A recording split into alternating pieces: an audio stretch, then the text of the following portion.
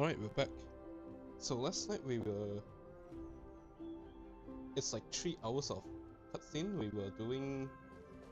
Basically we went back in time and Lygus trapped us in time, in a prison space, where we spent it for a few minutes, but 1,000 years passed here.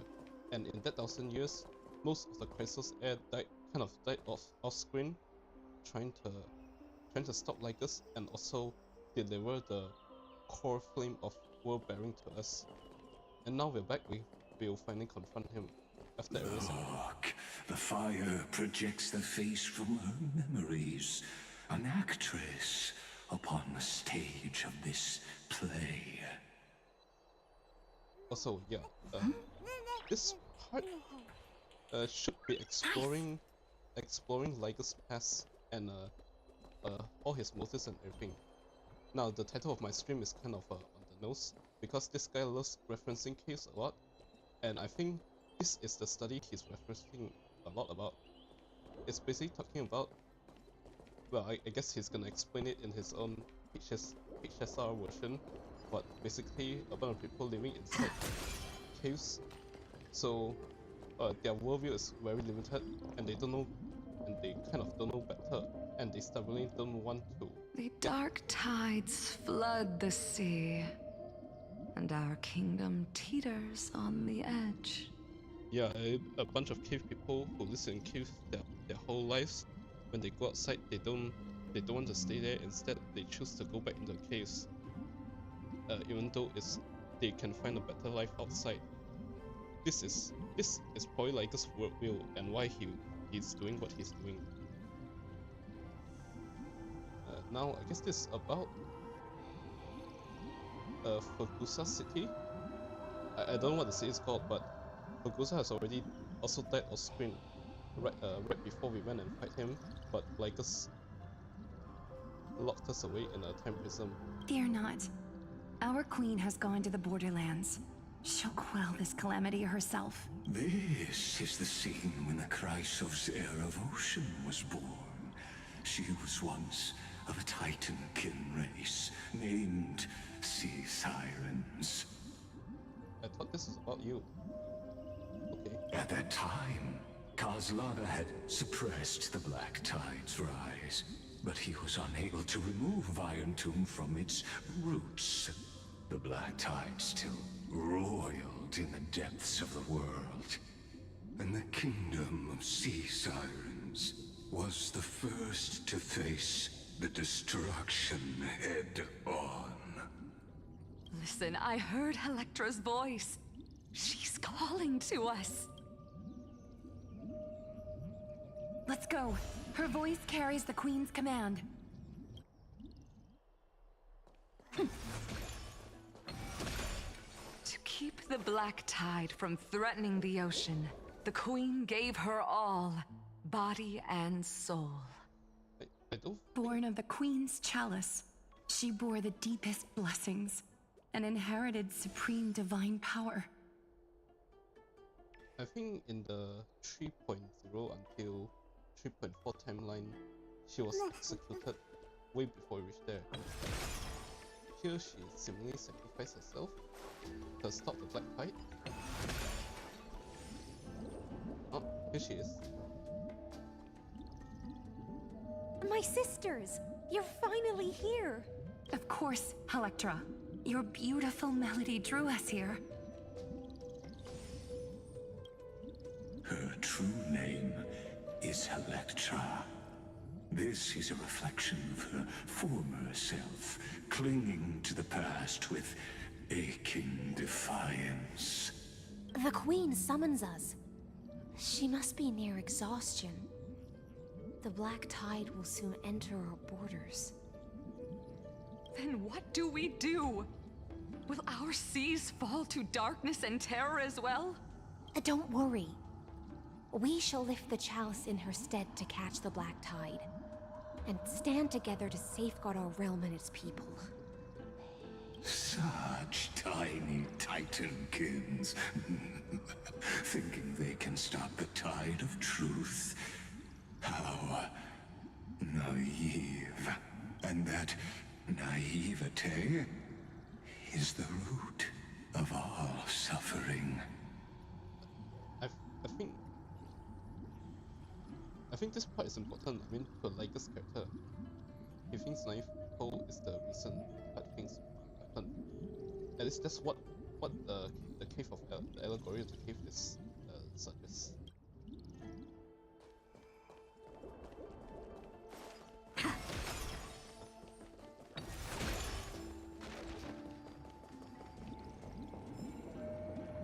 You should actually do this part. Juicy stuff. Nope.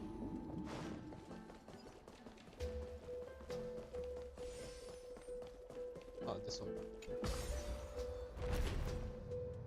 The Queen's palace lies just ahead.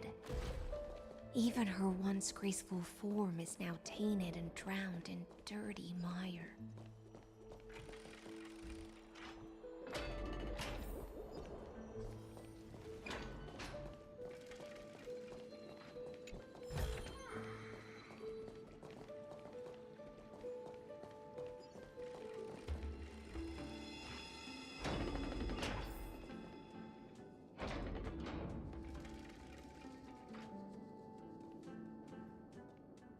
Oh, Fagusa, our noble queen, we've come at your call.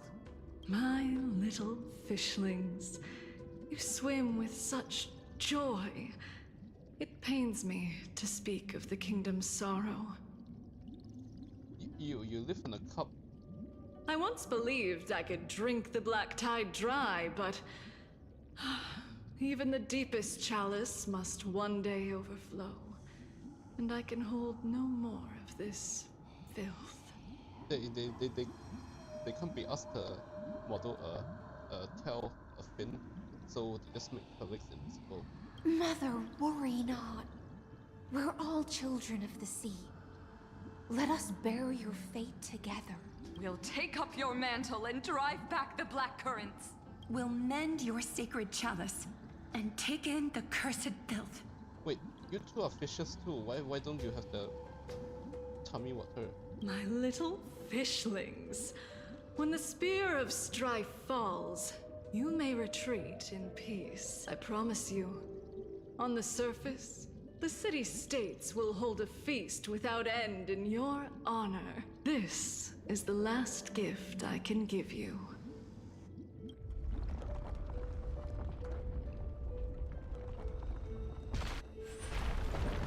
Oh wow, they actually modeled this. This usually will be a black screen. Fagusa sank into the abyss. With the chalice shattered, their intoxication spilled into the black tide, birthing the first madness in Amphorius. That was Fagusa? Sea sirens followed one after another, hunting for the Titan's fragments, until their flesh decayed and their bones crumbled, all for the promised final feast. Keep watching, but tread carefully, for the stage ahead is crumbling with age. Just like her shattered fate. We can control time, don't worry. Yeah, I think we can because we have sirens. A ceremonial blade. Clinging to the past only blocks the road forward. Why not let time build a bridge to the future? Oh my god, this guy is my siren for Finon right now.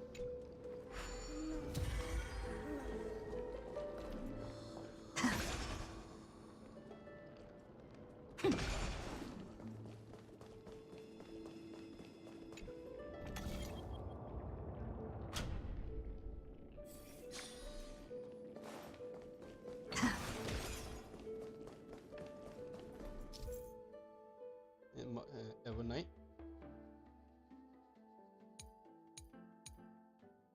We'll eyeball it. Oh, Misha.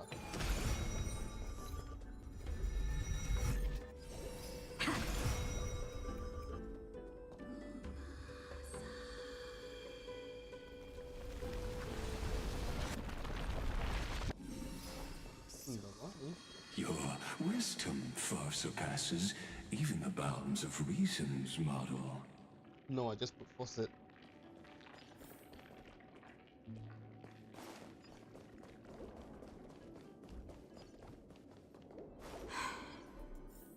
Can't get through. Looks like I'll need the miracle orb nearby.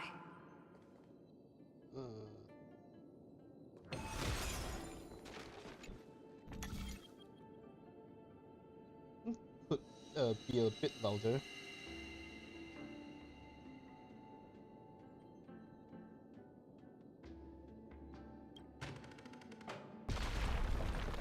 The ending was written long ago.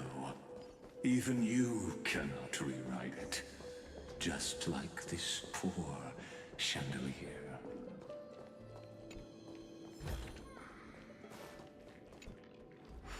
Electra! The fiends have gnawed my tail. I can no longer swim to the far seas. Electra! The black sludge has soaked my fins. I can't dance with you anymore. What a shame.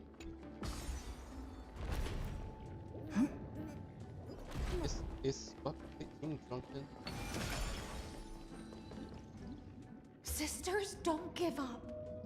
Remember the Queen's promise of a feast in the city called Styxia. I haven't forgotten. I dreamed of a shining city. I dreamed of children placing garlands on our bone horns, and poets praising the sea sirens for shielding the world. But what a shame. We can go no further. Please. Feast. Song. Electra.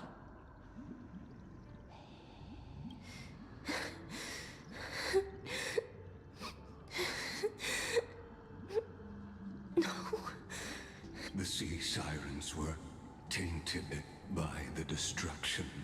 Their flesh rotted away. They became the black tide creatures of this cycle. Farewell, sisters. I'll finish this last task. And so, Oh, not only get only don't get one affect them. sea siren remained among the sea floor. High Sealands, swimming alone through the seas, burying her kin, and searching for the fragments of the chalice of plenty, though most of that journey was The collective in of the plenty? vain.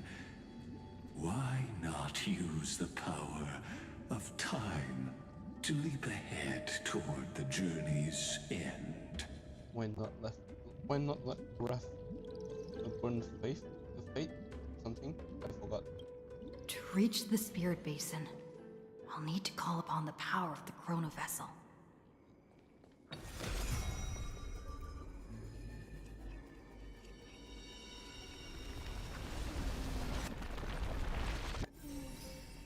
Okay, this one was bathwater.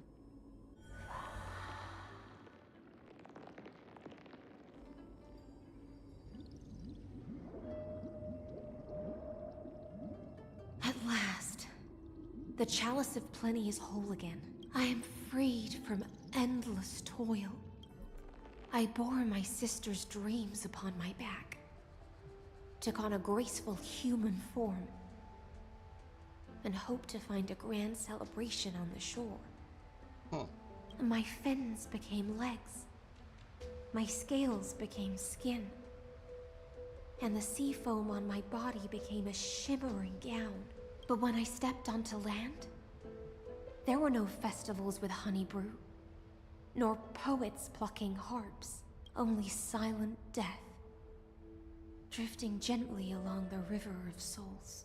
When she fulfilled her wish, she only found Styxia to have already repeated the mistakes of previous cycles, and was swallowed by death. It is what it is. Hopes and promises are nothing but the foam of dreams. I am a sea siren, A vessel born to contain the tides. Now that my task is done, and the promise is broken, how am I to go on? In a world drowned in shadow. That's a class. Fagusa, my noble queen. She evaded my questions with drunken stupor. She told me a grand feast awaited me in the surface world. That's your mom, right? So I wandered lost, groping through the dark. The feast she spoke of. Where is it? Lonely Blade, I shall grant you everything you seek. Etc.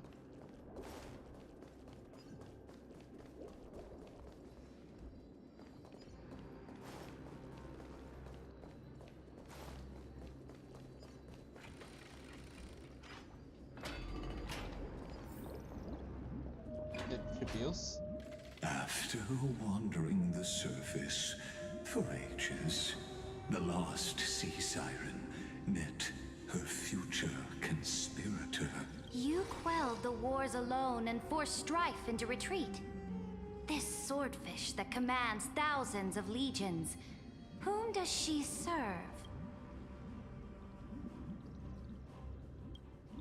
Yes, Ceridra, long before she became the Imperator, was already burning with ambition. Sovereign who follows prophecy. I am no one's sword. I am just a wandering fish, seeking clarity through bloodshed. Then how about letting the sword dance for me? And letting the violin sing in my name? Tell me, what is it you seek? All I want is a feast where I might belong. Such a demand is trivial with the Sovereign's authority. I'll grant you a banquet worthy of conquest and comrades to toast beside you. But Knight, you must offer me your heart. My heart? Yes, a loyal heart that will generate no betrayal.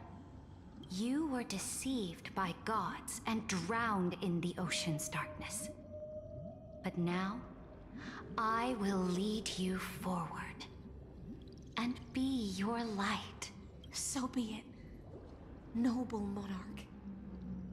The law you proclaim shall govern my every breath.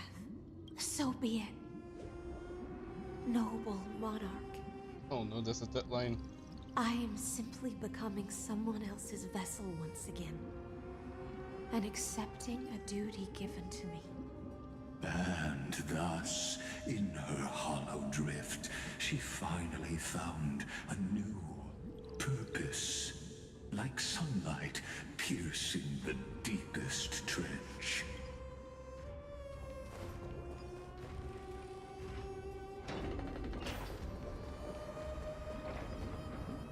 Noble monarch, I've cleansed the foulness from My blade, you've helped me ascend and take. what I desire is the same as before.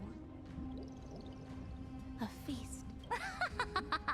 Look, I've prepared you a grand banquet. The finest honey brew and tributes await. This are the chocolate coins, the size of a human head. Fish are drawn to light by nature, for the deep sea knows only gloom. Now I found a flame.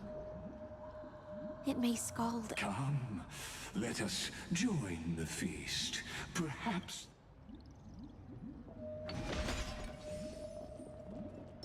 Light up the dawn. Have you heard that the Imperator's about to begin a new campaign? Her glory will no longer be bound by the borders of Enforius. She's standing on top. Oh, where's Gold Weaver? My faithful subjects, tonight's feast is not just for the past. It's a toast to the future! Born from our golden blood is an unstoppable colossus. Our our iron beast to trample the universe! This is the current timeline. Evernight is already here telling them the future. Great Monarch. I've heard the universe teems with great threats. Can we truly remain invincible? Fear not. Before the troops of the destruction, such rabble is no more than cosmic dust. Surely there's a planet draped in oceans out there in the stars. Yeah, the Shaka. Once I claim it, it shall be yours to rule. The planet Lushaka. And to the rest, your triumphs will not go unrewarded. I promise you a new age, free of fear. Now, raise your cups to our conquest among the Sea of Stars! This is way before we came here. Sea of Stars! Sea of Stars! Conquest among the Sea of Stars. What a grand vision. Yet, to the Siren Knight, only feasts still stir her heart. Come now, join me. Witness the end of this futile dream. Where's the way out of this illusion? Come quick!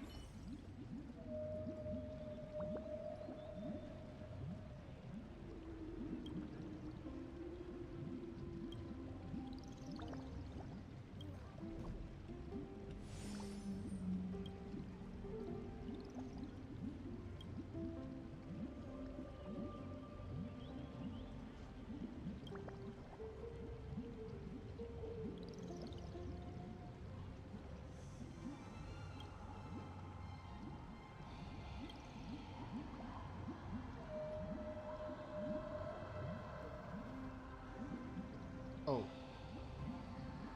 Basically, if she didn't wrote this, and she didn't wrote this,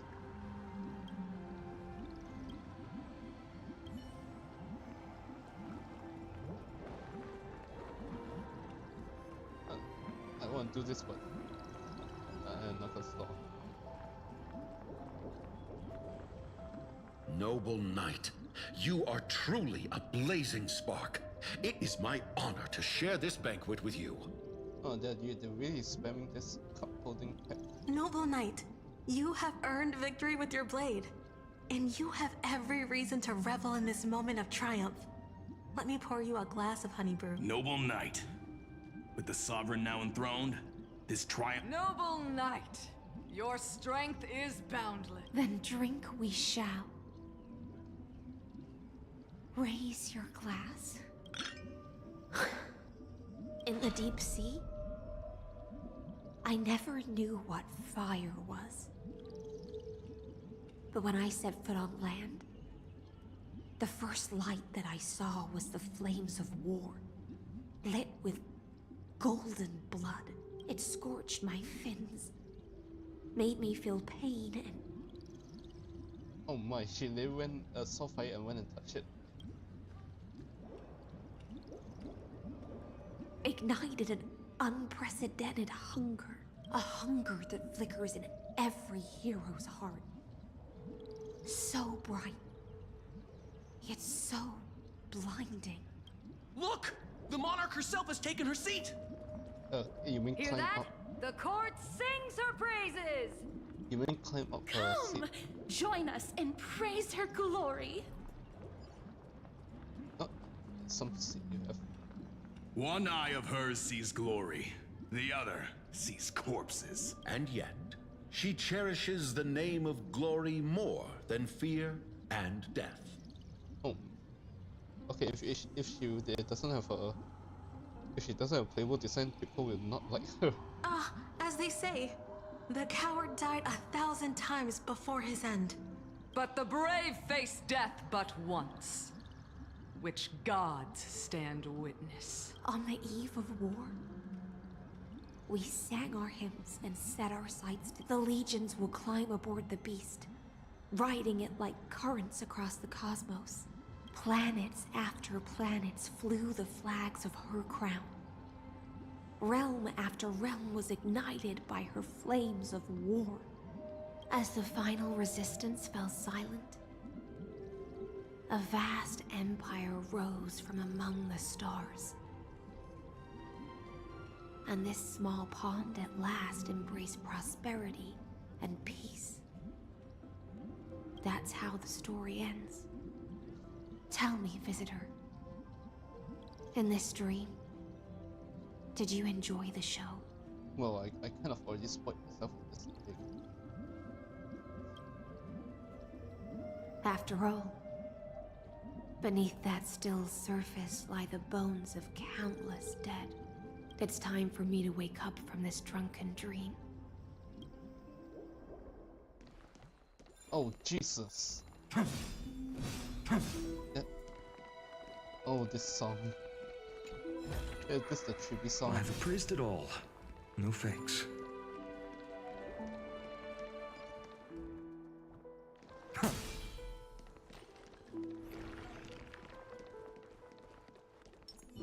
Watch yourself. I can't let them down. Ah, it's nothing. We can do it! In the mood for another beating?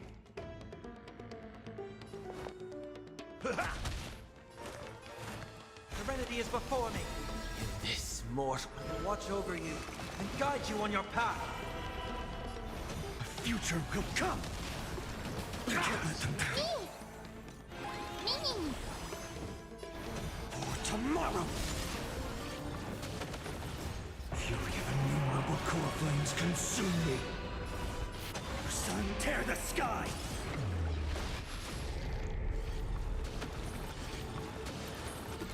I'll never yield to fate. Empty shell. Oh, one shot. So without substance.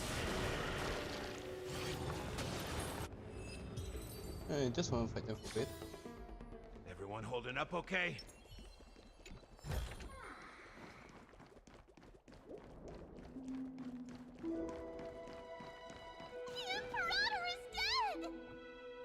Oh! The Imperator is dead! The Imperator is dead! Yeah, I know there's three of you. You're doing it 3 times. She's not. She's fine. Okay, wait for a second. You right there?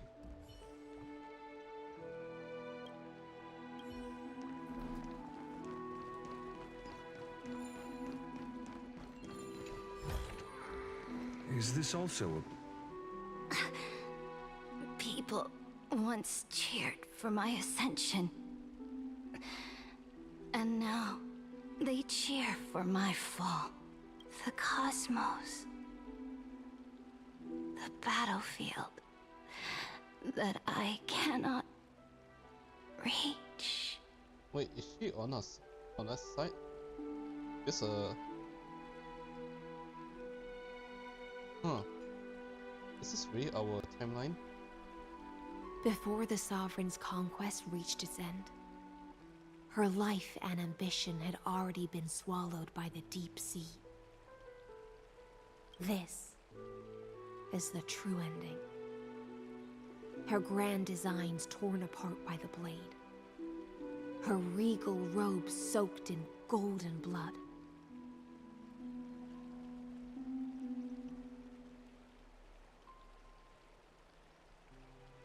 And the one who struck her down? The one who struck her down was her most loyal Gladius. I don't need to explain myself. A fish in a pond has no hope against the surge of fate. Huh. Did Lycus always told Saridra about Iron Tomb?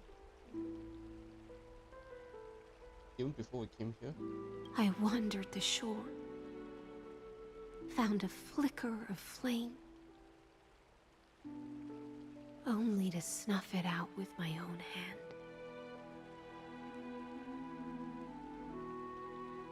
I don't understand. If the ocean's feast, the Imperator's dream, and even Amphorius's existence are all illusions, then what's the point of our journey? I guess it's our current timeline. When the Deliverer returns, I will let this absurd celebration come to an end. But Greyfry, I can't help but wonder how I dearly wish this feast of the Flame Chase would never end. It seems she sensed your presence. The Fantasia's foundation is starting to crack. Let's return to the prologue. Remember the allegory of the cave? Can the prisoners in the cave learn to see the shadows and echoes for what they are, and stop mistaking them for reality? Okay, you're more on the nose than me. Actually, Honkai Star Rail is the name of Honkai Star Rail's Amphorius music album 6 months ago. As you've seen, when she cast off her chains, finally turned to look around, and moved her legs, her reward was nothing but searing pain.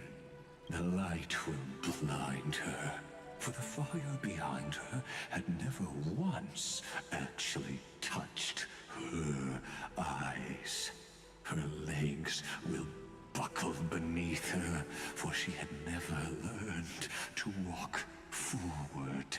And so she fell into infinite confusion and fear, and came to firmly believe that the shadows and echoes were the real world.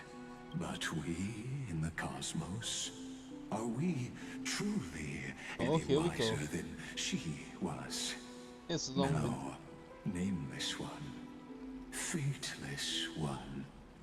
Ask yourself this. Oh, here we go. This here we learn his character. The paths you tread, the eons you worship, everything you've trailblazed with your own hands. Could it all be someone else's projected shadow? You're talking about finality. Let's leave that question till after the curtain falls. Once you've unearthed every last truth and reached the prison built for me by the demigods, I'll speak with you face to face. What? Yeah, you stop being my siren or Finon? I, the Theoros, have walked the 30 million histories born by Kozlana. I mean, there's still a ton more of his stories before him. I guess he has the most interesting one. 1,000 years is a mere atom in a grain of sand to me. Amphorius, compared to the cosmos, is but that grain upon a whole beach.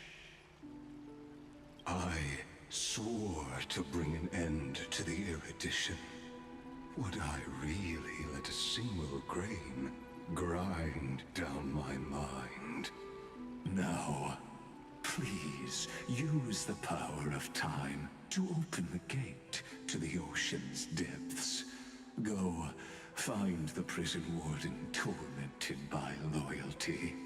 Find her, step into the world's vortex, and once there, end everything between us. That palace reflects the heart of the demigod of ocean. Intoxicated, stagnant. There, you'll witness the true beginning of the saga of deliverance. An ugly history, long buried by tides and shame. A staircase of apotheosis that the Imperator forged with the golden blood of 500 human sacrifices under the pretense of conquest. I'll wait for you at the heart of the world.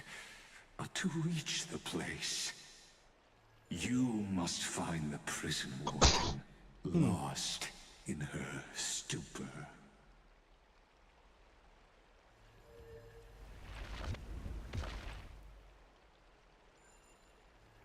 I'm sorry about that. Beyond this door lies the path to the vortex of Genesis.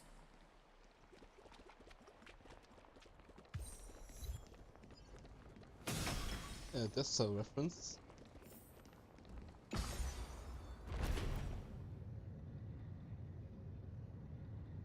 Now step away from this false banquet. And then onto that bloody stage.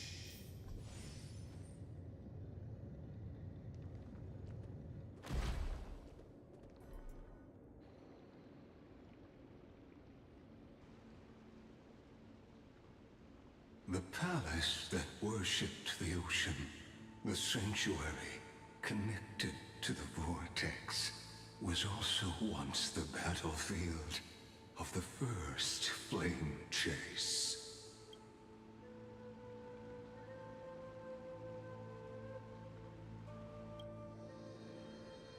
Her exuberant song halted the passage of time in this place, imprisoning my body and shielding my soul from deterioration. All just to await your return. It's oddly specific. They can't kill you, but they can imprison you, but they can't kill you. I guess there's a way to let so you don't go back and get a new body, I think. The twisted time and space reflect her confusion. And so, the Imperator's crimes were veiled. Son of a bitch. Stay away from Apollonius! This cup of honey brew. Done, Virginia. Dux Hakalithist! We can't give up here! Yeah, Duck's baseball ninja to the rescue. Love steeped in death. How delicious. Sadly, all you see is a remnant of history. And your interference is just another equally futile echo. I can't let them down. This mortals will watch over you and guide you on your path. I can't let them down. Fury of innumerable core flames consume me.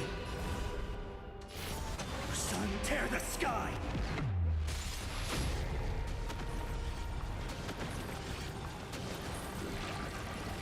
Oh boy. Soul without substance.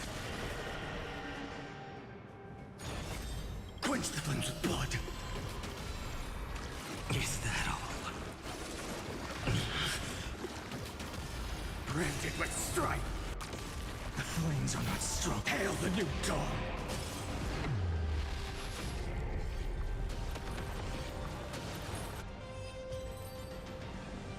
Apollonius, look. I chased the enemy away. Oh wow. But I think Oops. I can't go any further. I'm sorry, Virginia, for letting you. It's okay. I'm glad to die by your side. Man, these guys we met for like 2 hours, and then we just up and disappeared, and everything goes to shit. Ah, such an ironic twist of fate. Even as the foundation of the world crumbles, the heartless Imperator still made the same decision she did in the past 30 million cycles. So she always did know about the entomb. Well, what he told her about.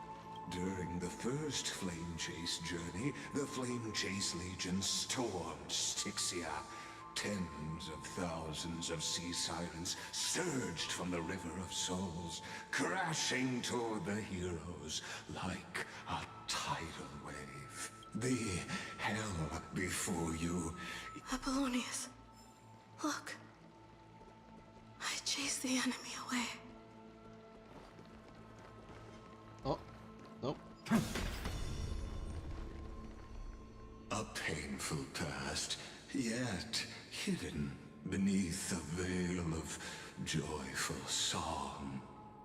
Ah, two discarded data clusters waiting for someone's return, it seems. Relive the history, then pass through the temple's waters and come to my side. Yeah, it's gonna take like an hour.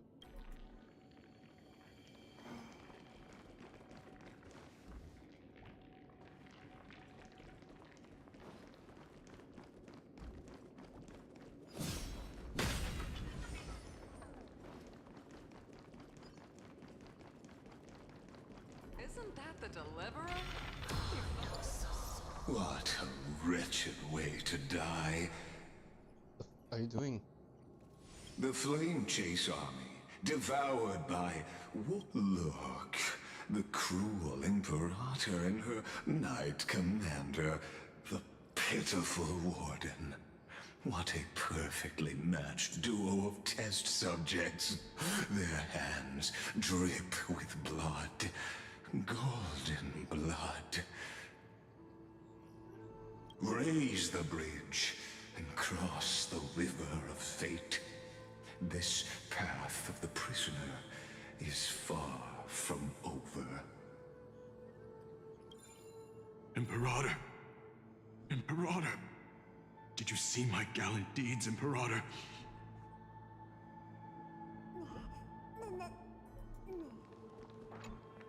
Imperator! Imperator!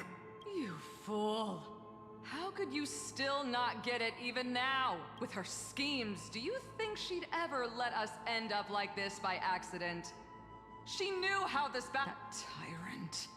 I swear I'll kill her with my own hands. No. She wouldn't send us to die for nothing. Imperator! I take my life and finish the conquest of the stars.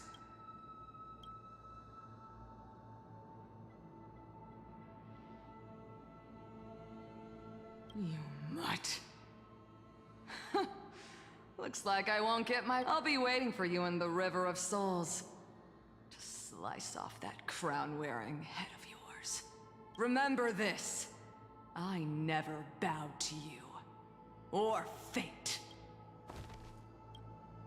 It's quite she sounds pretty healthy.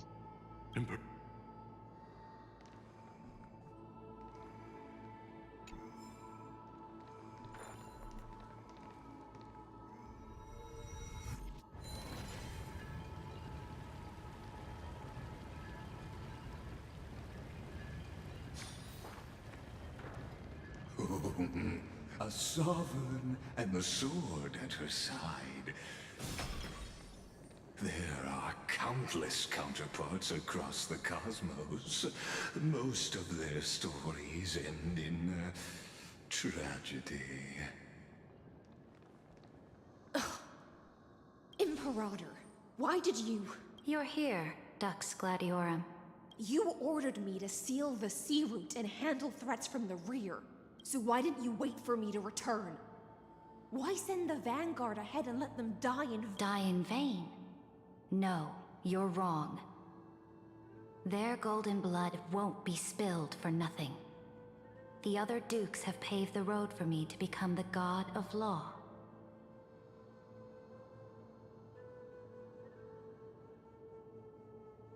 The trial of law?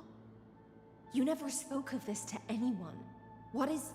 The one who wishes to bear law must purge this world of its curse, and offer the blood of the accursed as sacrifice.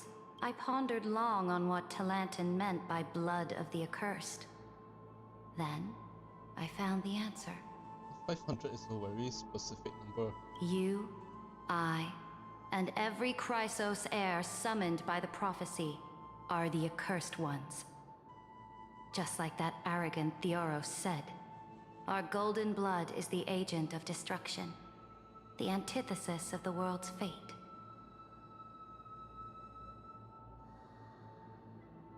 I can see why we didn't meet them when we first came here in 3.0.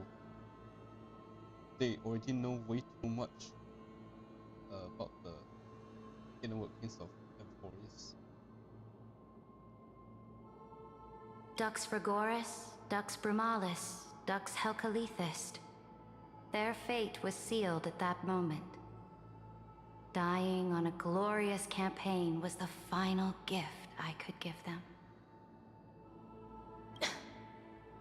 You speak as if they didn't die because of your cold-blooded schemes. Was their loyalty meaningless to you? Losses are a constant on the Flame Chase journey, among which even life itself holds little value. If a subject marches to war without that conviction, then yes, as you said, shallow loyalty means nothing. And yet she never made to see the end of it. She never made it to the end. And what about my loyalty, Ceredra? You sent me away under the pretense of guarding the rear. Was there any shred of humanity left in you? Because you still have a duty no one else can bear. Only you can uphold Fagoos's divine authority. The choice is yours now. Cast off the chains of loyalty and drive those blades through my heart. Or stand with me and sever the ocean's last breath. If you no longer share my vision or believe in the new law I seek to weave for Amphorius, then go on and end me. The Imperator of Amphorius may be ruthless and cruel, but never a liar. When I say life itself holds little value,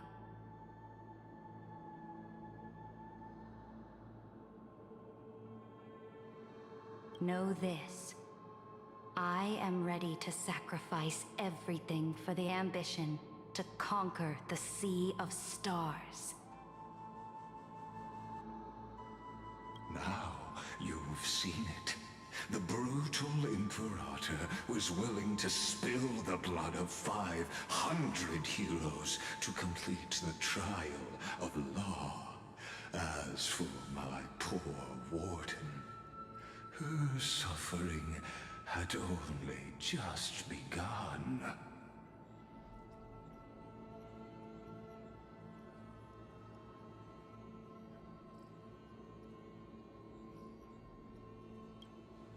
I'm no storyteller. I have no duty nor interest in filling the history you've missed. I just want you to witness the monstrous choice the Imperator made before the Chrysos heir turned their blades against me.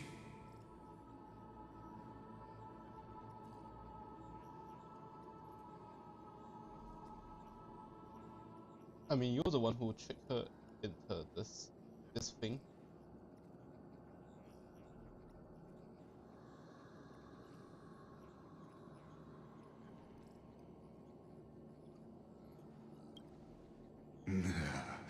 You jest. I gave up on using words to solve conflicts 2,000 years ago.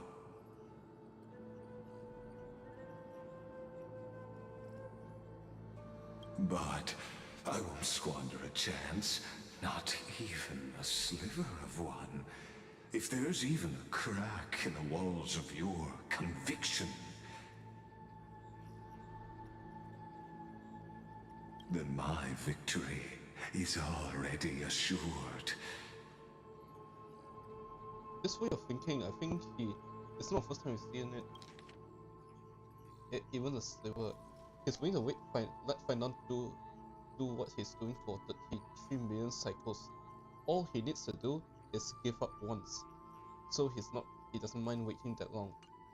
Now that the past is settled, let's turn the page and bring time back to the present.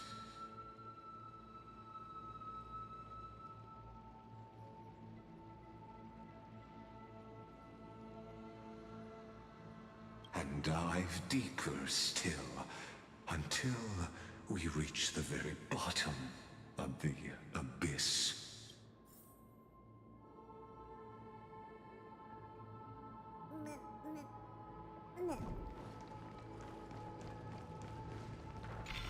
Is the path ahead underwater?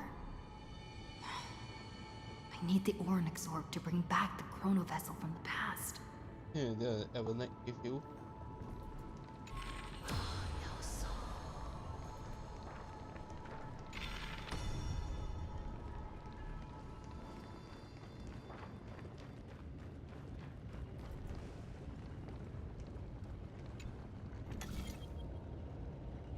Shatter the vessel of time, and let this stagnant pool start to flow again.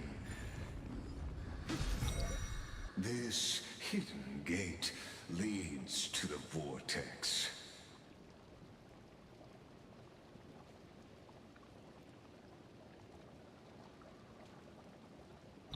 This hidden gate, hurry now. The time of our reunion draws near, Deliverer. Let's shove that ceremonial blade up your ass.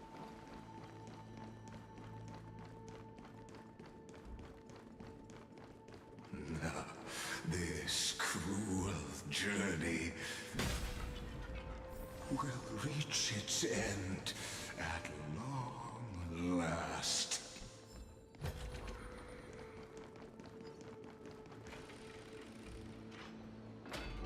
You've been silent a long while, Dux Gladiorum.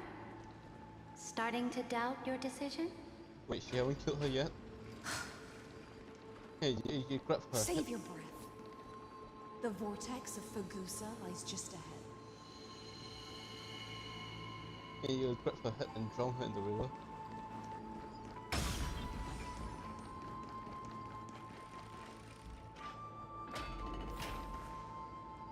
After the trial, there's nothing left between us. So you'll stop swimming toward the stars, Dux Gladiorum? I was always a creature of the sea. The stars in the sky were never meant for me.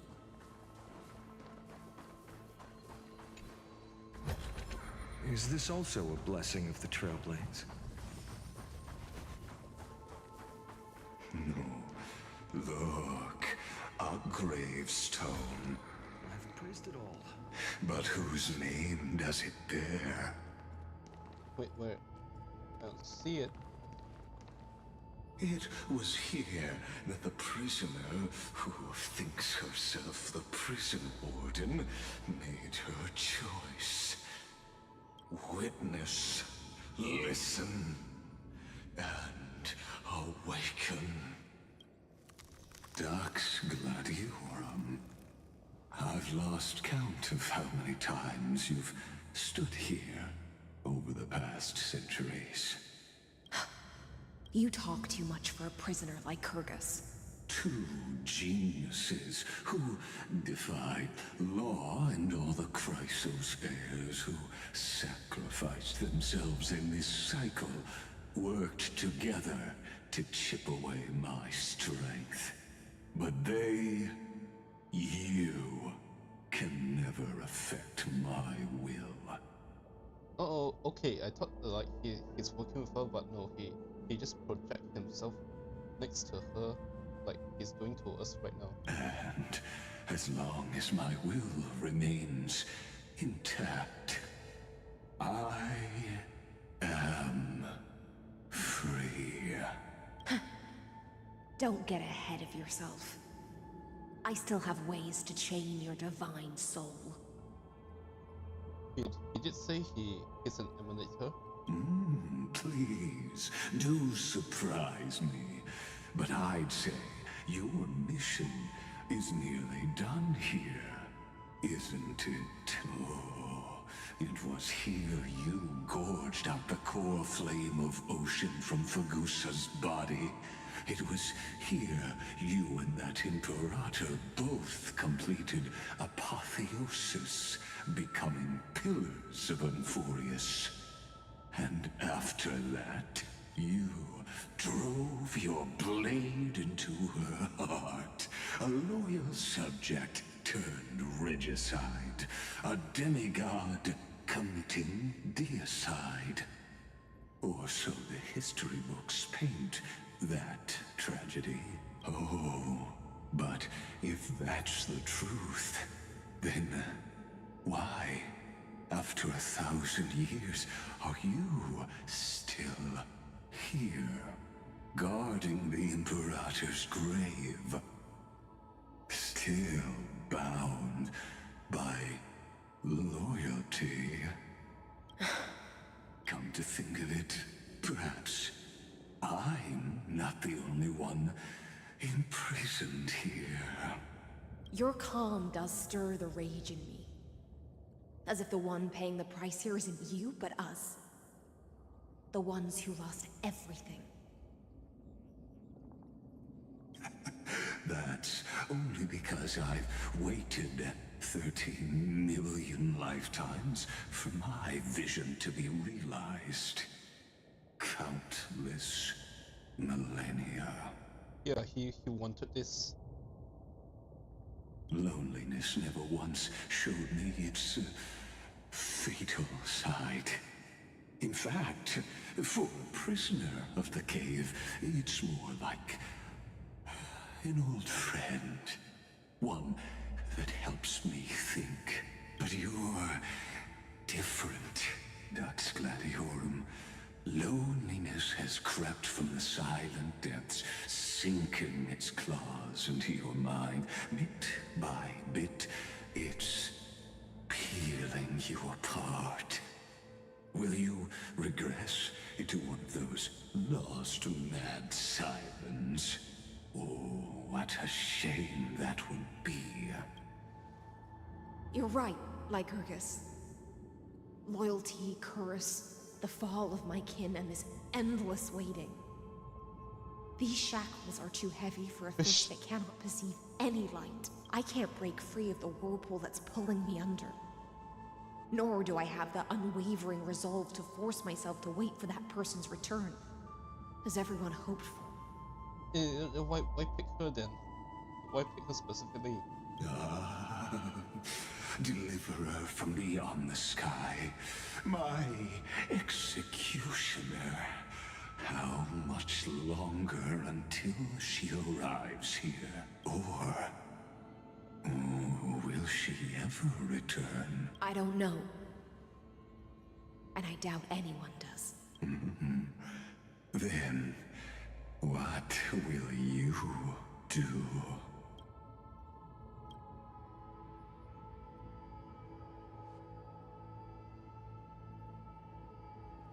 Saridra. This will be the last time I carry out your decree. Ever since you took me under your banner and made me the Dux Gladiorum, my music has belonged to others. Time and time again, I use the siren's song to lure the unwary into illusions for your schemes and strategies. Now, Let the siren Electra sing for herself. Let me step into an endless dream of my own making. Oh, great ocean. I offer you the rest of my clarity and my freedom in exchange for the strength to stand against the nihility and honor the sacrifices of the fallen heroes.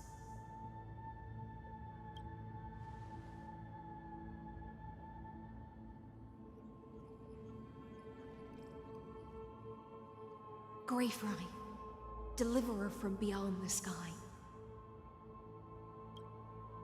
When you ride the current of time and find your way here, you'll hear my solo. It will guide you to the heart of this world. By then, I may still be lost in my self-wrought slumber, but I'll uphold my part of this long relay and guard the shackles that seal the Theoros. Do you still remember? To awaken someone from a siren's voice, you'll need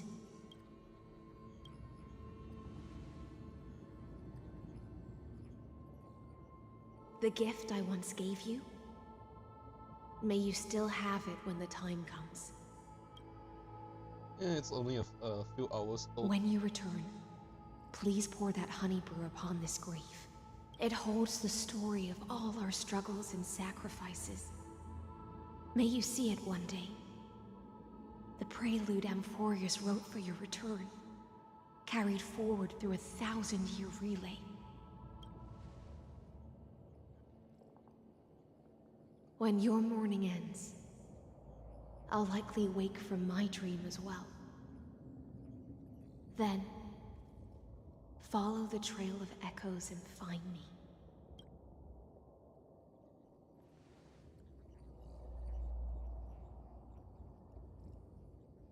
And together, we'll bring judgment upon the sinner who defiled the erudition.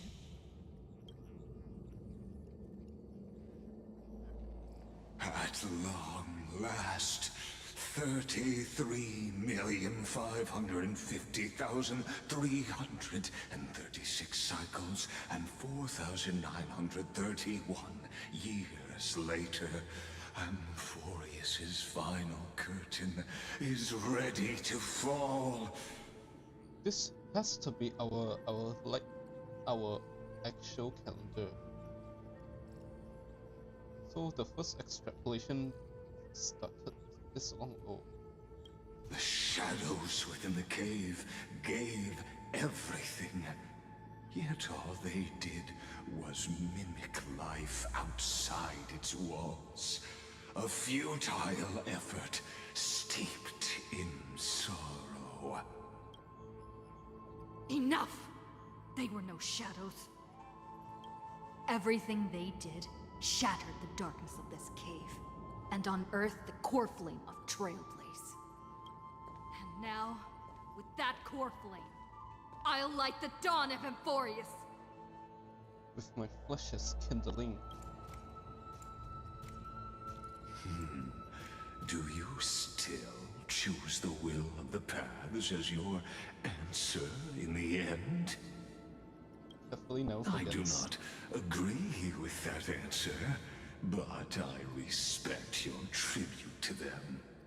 Allow me to take back my earlier words. As an apology, and in the name of Theoros, who saw all destinies in this world, let me join you in mourning. Let us bid farewell to the heroes who sleep here. And then, let us face each other and decide whose flame will rise with this new dawn.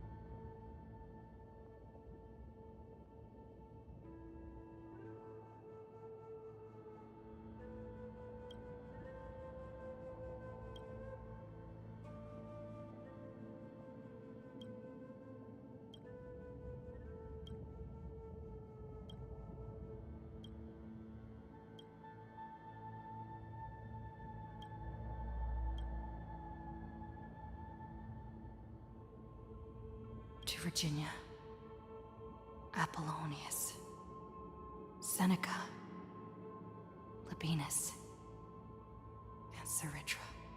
Through a brutal sacrifice, they lit the stars of law in this world, propelling Amphorius's fate forward.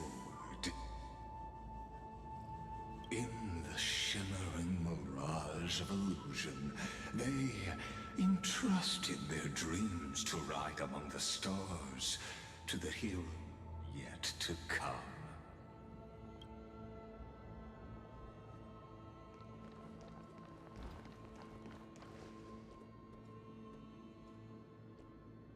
Here's the actual grave. That one has doesn't have enough candles.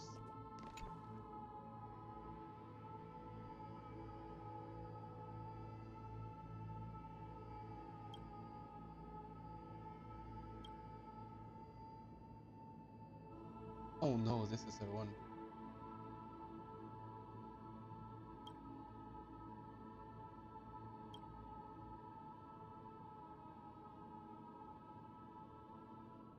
Can she actually die? Yeah, he stopped for 200 years.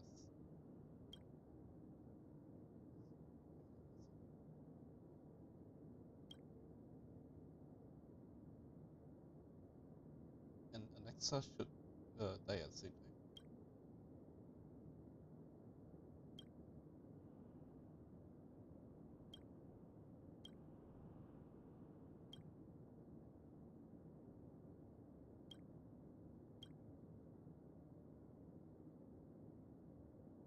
To Aglaia, Trebios, Midimos, Castris, Anaxagoras, Cyphera, Hyacinthia.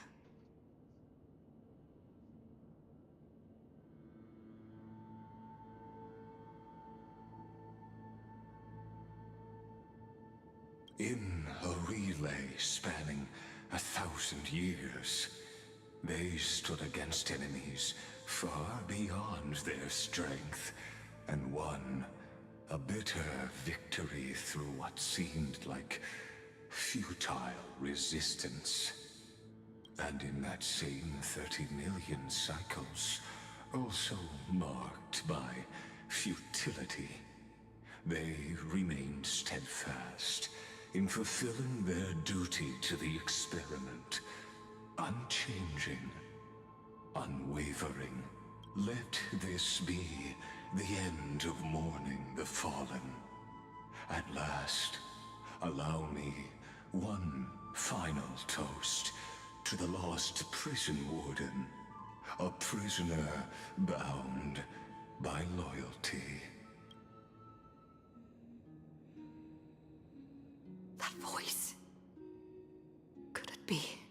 Bathed in the honeydew of Fagusa, she will awaken from her 1,000-year dream and sing the final song of her mission.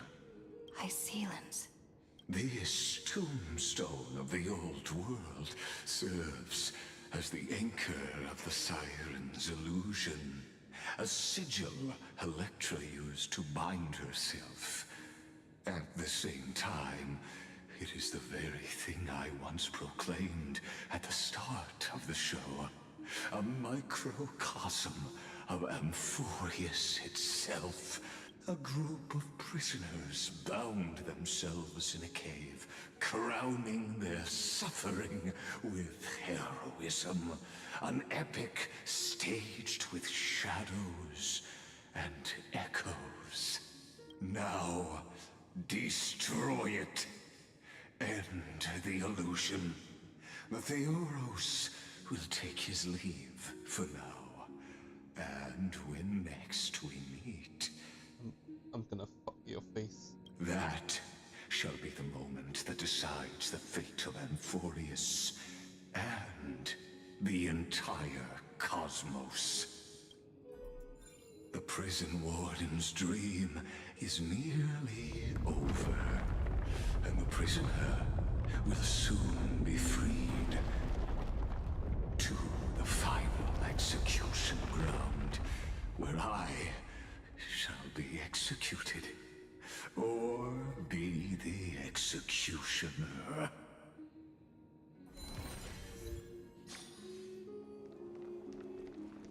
This world and I shall halt here until we meet again.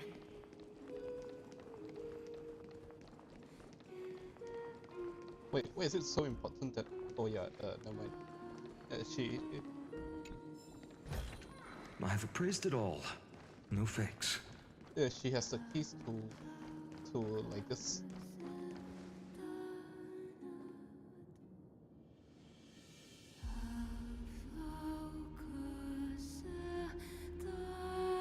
Okay, I wonder who these are.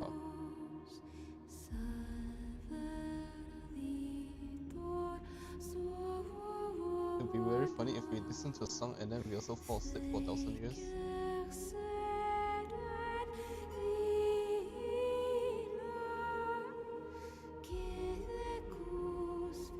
The last demigod. I'm here.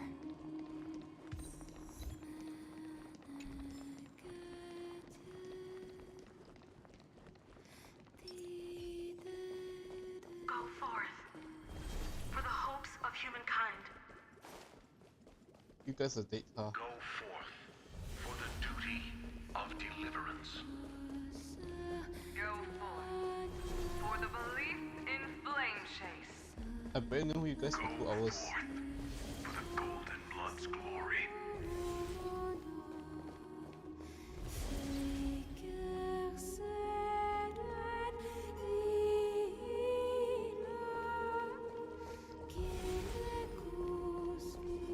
Go forth.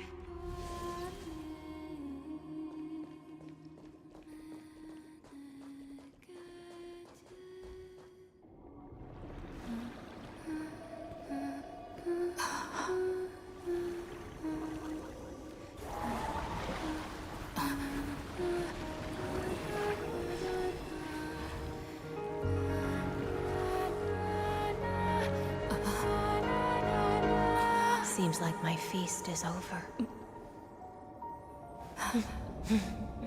It's now your turn to perform.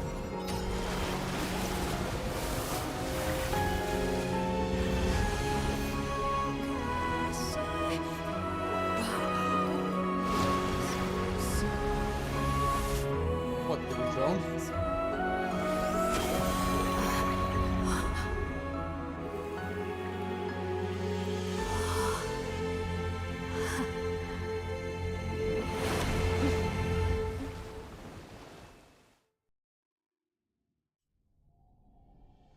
Little Grey Fry, please accept my thanks. I was the only one left after the world was destroyed, and I maintain this lonesome feast with my songs. I have prayed to that lightless sea for centuries, hoping it would reply to me. Yet the emptiness never answered.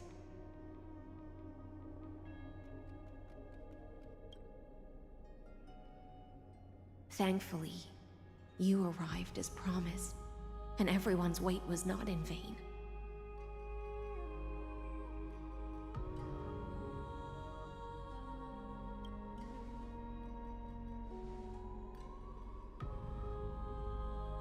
Thank you, final audience of mine. This is probably the last praise I'll ever hear in my life. Now, you and I will walk towards the end of this world. The heroes have waited for this moment for far too long. Let us use our blades to testify our resolve.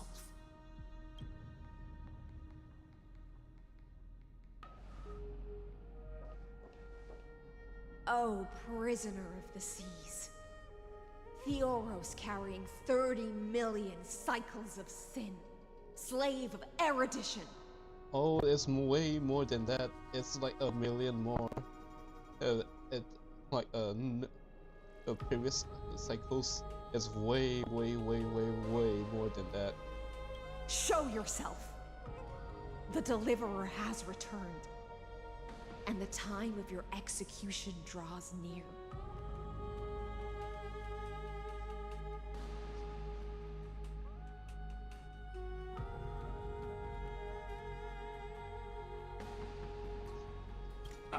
I see an awakened human who has mistakenly taken fallacies as truths and has returned to the cave to try to bring her friends into the sunlight she once bathed in. Oh, this music. Alas, prisoners will always be prisoners, blind to the very chains that bind them.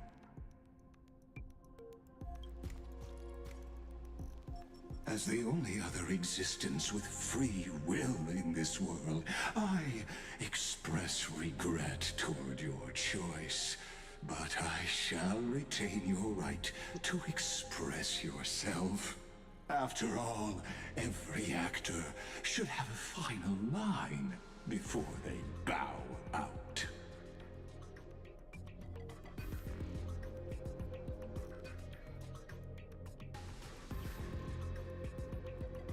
The demigods defeated. I don't want to defeat Conator, you're fully calculative. Trust me, this will be the final scene. The last dusk this world will ever see shall become the climax that decides the fate of the cosmos. What an appropriate end. I wasn't thinking it'll be this big when we first came here in 3.0. Wow. My cognition resides in the exolith.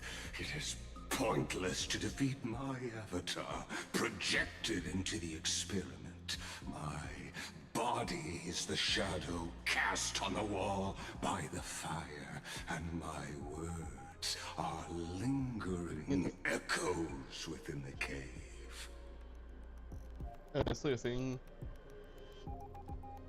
you can kill me, but I can't kill you? How can a character in the play fight against the audience? Kaslana failed. The demigods' sacrifices were pointless. As for the two geniuses you placed such high hopes on, I ask of you, where are they now?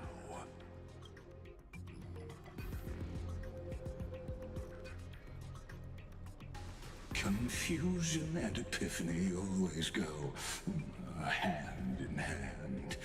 That's particularly true for geniuses.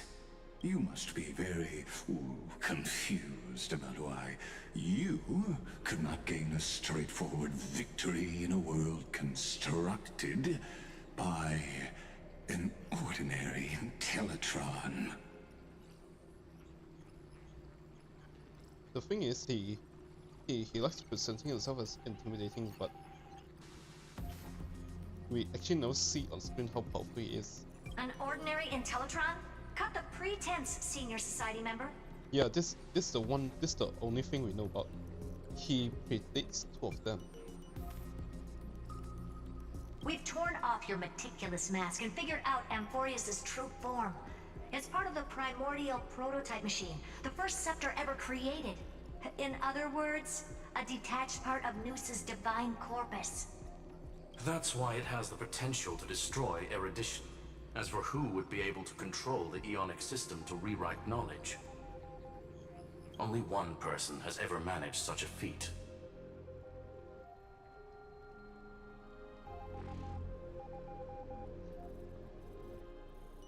Oh boy, it's gonna be a big low drop. You better have an explanation for the society. We want an actual answer, not another prolonged metaphor to cover up the truth. Why are you the one doing this? Answer me.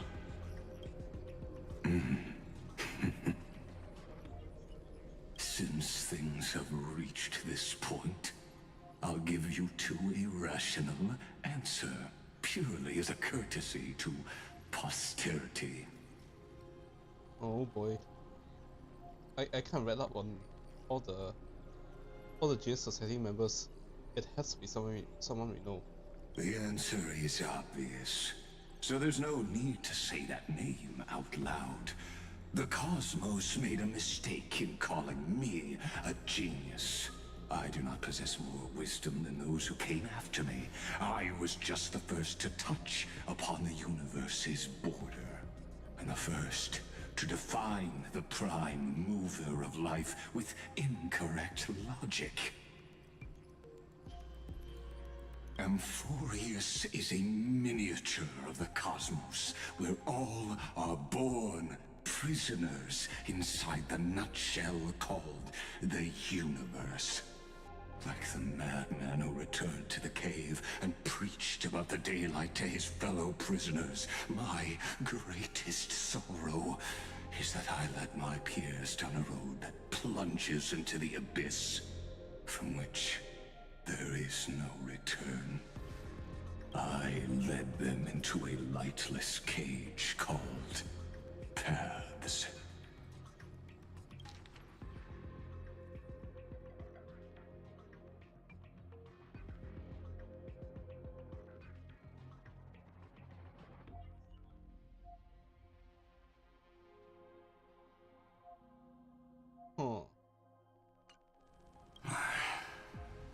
I created a mechanical guard that even I cannot control, and then they became an unparalleled nightmare through their endless extrapolations and evolutions.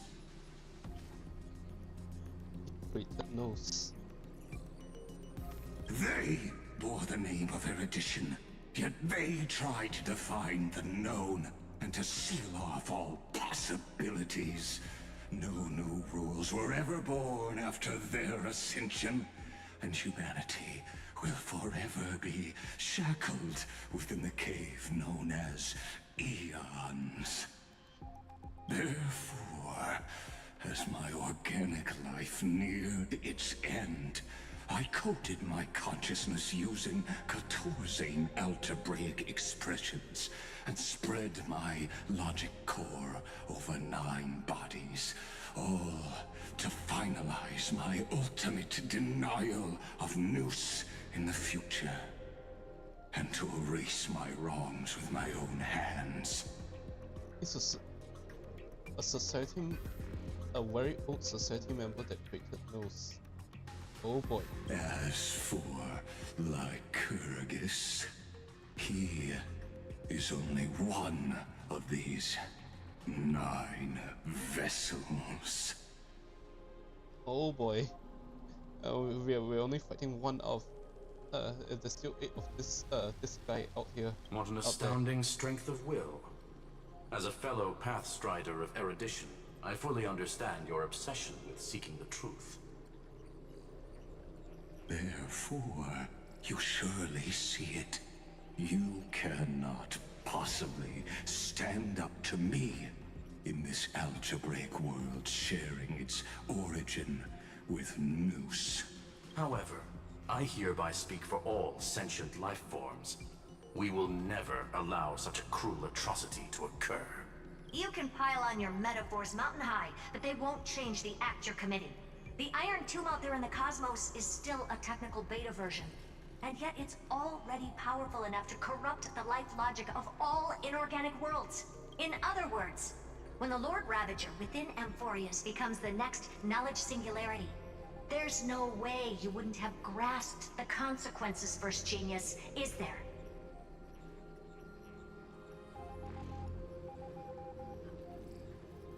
This guy is the first emanator of erudition. Of course, I am fully aware. I don't mind answering you one last time before I thoroughly exile you from this world. My grandiose vision for the future is this. Whether organic or inorganic, every act of any life form infected by the Iron Tomb will become a true random function. If one were to compute their integral across the breadth of the cosmos, one would obtain a marvelous constant. Omega. What I call the fall of erudition. Then, within the infinity nurtured by that constant, a new universe shall bud in the chaos. A universe that cannot be predicted and not shackled by the erudition.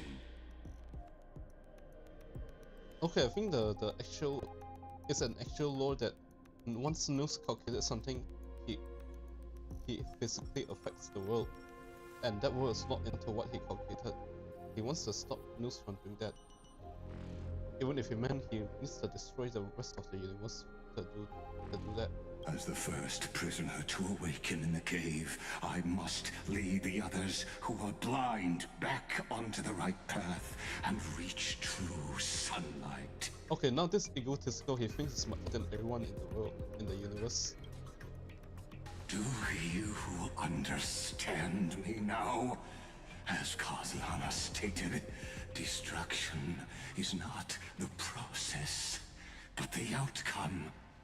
It is revolution through complete annihilation, and the grand rebirth, after all has been reduced to ash.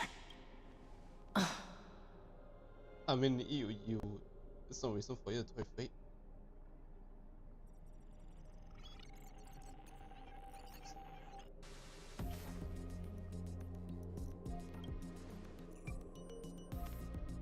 the angry side.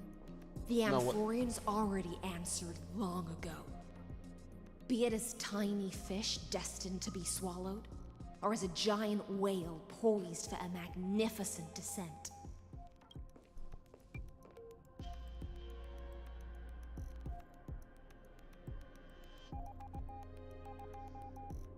We will all fight against fate till our last breath. That includes me, Electra. Once the Imperator's subject, now the Deliverer's blade. You hear that?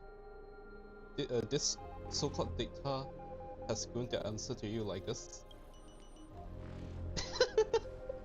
Okay, that's good. Oh, such noble chivalry. Admirable. I will also show my true self to you on this momentous occasion as a gesture of respect. And provide an insignificant academic suggestion. Thus speaks Genius Society number 1. Xandar 1 Kuwabara. The entelechy of the universe's Alpha and Omega. Yep, this guy is the first emanator of erudition. I'm not sure, are we... does it make the story better if we know this early on? But this is a scary reveal. There's no need to rage against the truth. The value of any formula resides only in its answer.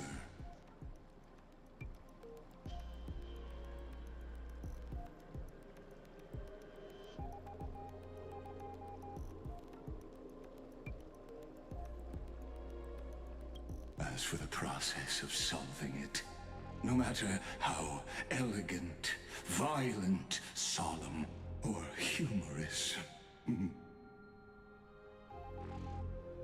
it is all utterly meaningless. It's kind of sad. As the first emanator to see him go this route. As the Theoros, I will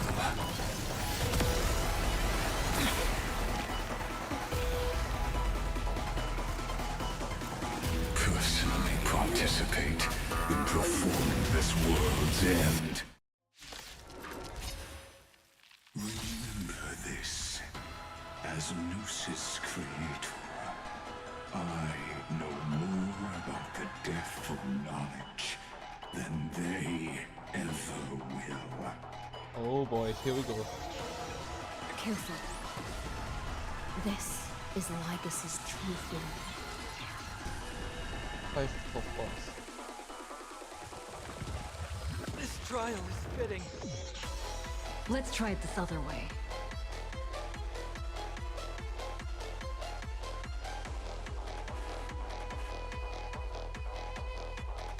Remember that. So, Oh, no, I wanted in someone. the mood for another.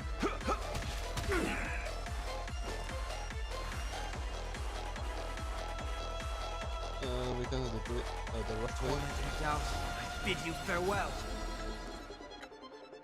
Come on. We go slow Choose you. for a bit. Logic is not a weapon, but a pair of shackles. Allow me to shatter them for you. Ether inversion. You just don't learn.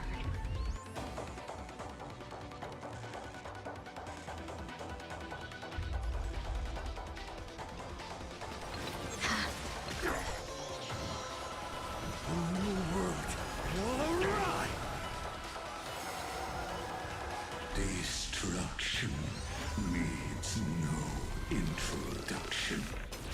Let us skip those boring inferences.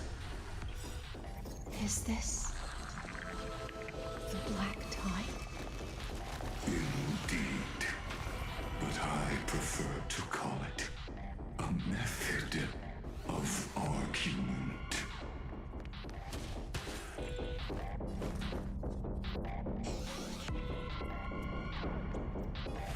Serenity stands clear before me.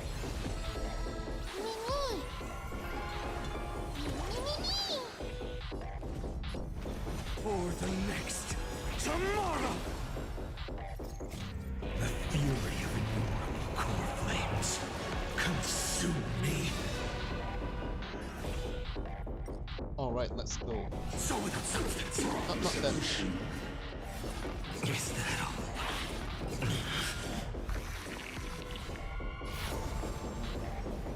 Sun tear the sky!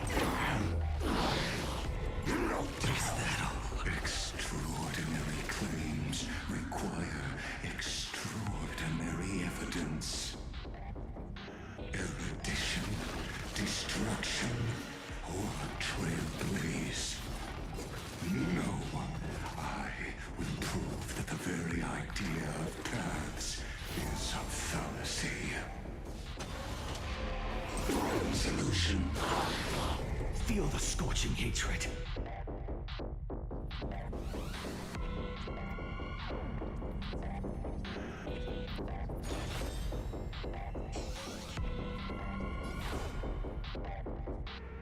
Don't let time burn away in vain.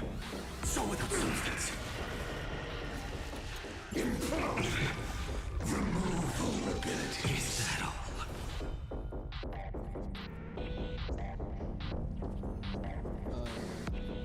Again? Empty shell. I see it. Entities must not be multiplied beyond necessity. I do not mind demonstrating this to you personally. Hang in there. I'll do my best to repel the tsunami of destruction. I hope I still have full damage.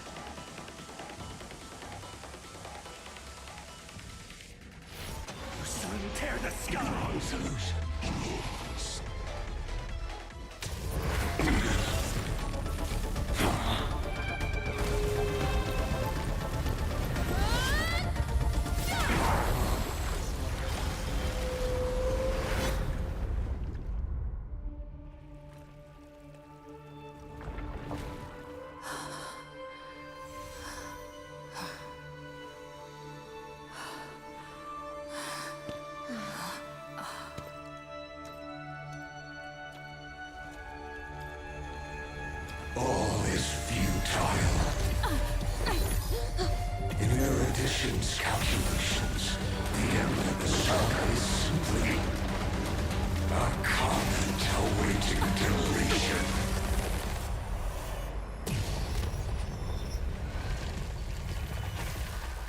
don't like such a cold statement, okay?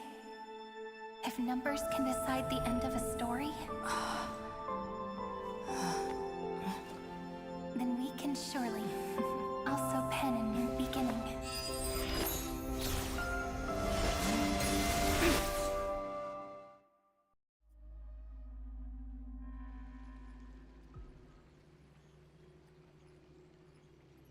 Screwy, what do you think?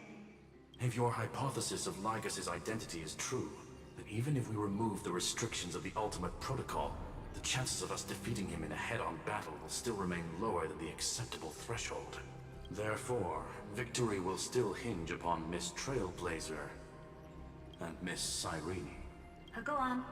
Maybe we're thinking about the same thing. Lygas's cognition resides in the exomyth. He is both an instigator within the experiment and the observer outside of it.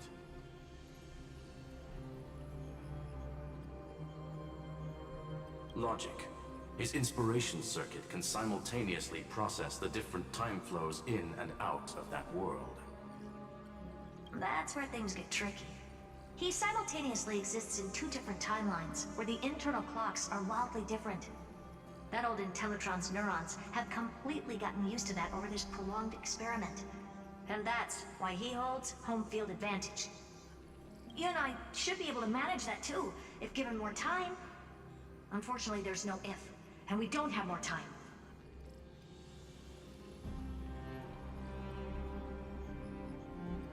Actually, I think because he said there's there's 8 of him out there, so he might not even be full power. So yeah, that might be a good reason how we can defeat him here.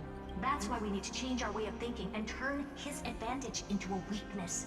The key lies in memories, right? Yes. Oh? You caught on quick. Funny enough, that's the one factor that Iron Tomb haven't assimilated her powers. You've already mentioned my friend and I, so it's an easy connection to make, no? My intuition has always been very on point. Good. Then I'll cut to the chase. Since his thinking speed far exceeds that of normal people within Amphorius, we are going to externally plant a memory into his inspiration circuit. Then, command it to loop endlessly until he gives in. Even the most flexible and sturdy inspiration circuit cannot withstand the traffic of a full-on information flood. When the amount of information exceeds his cognition filter's capacities, he will have no choice but to focus on processing this memory. That's when the parallel processing advantage he gained via Amphorius will completely destroy him. An image from a person's memory played in real time might only be a second for us, but for him in Amphorian time, it could be millions or even billions of calculations. That's gonna hurt. He won't be able to do anything but watch as he's locked into this prison forged by memories. Then we can entrap him in the same kind of cycle as the heroes were in, and get him to experience loneliness and pain in that endless recurrence. I mean, he already did. It's my greatest honor to be on the same page as the geniuses. That little one is still in that old Intellitron's hands, and won't be able to respond to us anytime soon. But I don't think she'd refuse. So it's up to you to figure out how to execute this plan. I'm not sure how this happened, but I knew it as soon as I saw you. You are currently a mimetic entity of the Remembrance. Yes. I seem to be something you folks beyond the sky call a memo sprite. But that's fine by me. It suits me perfectly. I can serve as the vessel of memories, and do my part for the final battle. I forgot, was this word ever used outside of 3.0?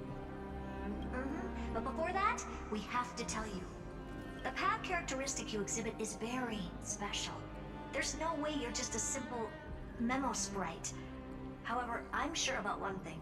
You are a mimetic entity born in Amphorius. Yet you only awakened with the little one's arrival and only matured as she embarked on the path of remembrance.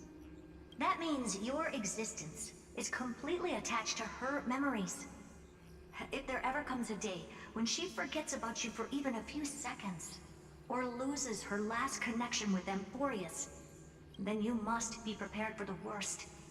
You will disappear in the memory zone, utterly gone, without even a single line of data to remember you by. So either she dies in this story or she stays with us for a very long time. But that's already happened, hasn't it? Oh, okay, never mind. No wonder I've always had a weird hunch. But that also means I was right in thinking, as long as my friend and I are together, we can do anything. That didn't really solve anything.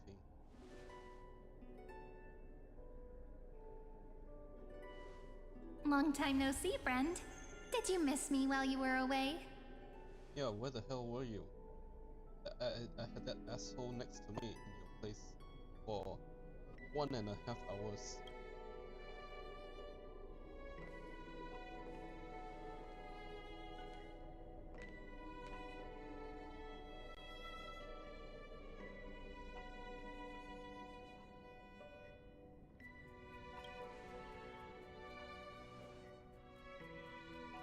Yep, 1,000 years was such a long time. And everyone in Amphorius was waiting for the Deliverer's return. My ass was, yeah, kind of late. You probably already knew about the genius's plans for that memory. I had to hide really well in a corner in time so Lagus wouldn't find me, and wait for the right opportunity. Which is now. The moment when his manifestation in this world is destroyed, and his twin timelines are intersecting. I'm sorry for keeping this a secret from you all this time. I'll tell you the entire, unedited story of this millennium as an apology after this is all over. But for now, let's join hands and complete the final step with the power of the remembrance. Uh-oh. Oh no, I really don't want to say this. You're always so serious. And that's why you always feel so reassuring. By the way, speaking of joining hands... No, I'm not. I was joking. But I think this time it's because I'm taking finance place.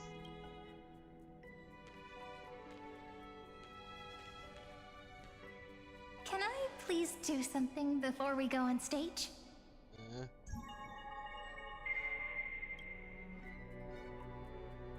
Remember the joke we made back at the Grove?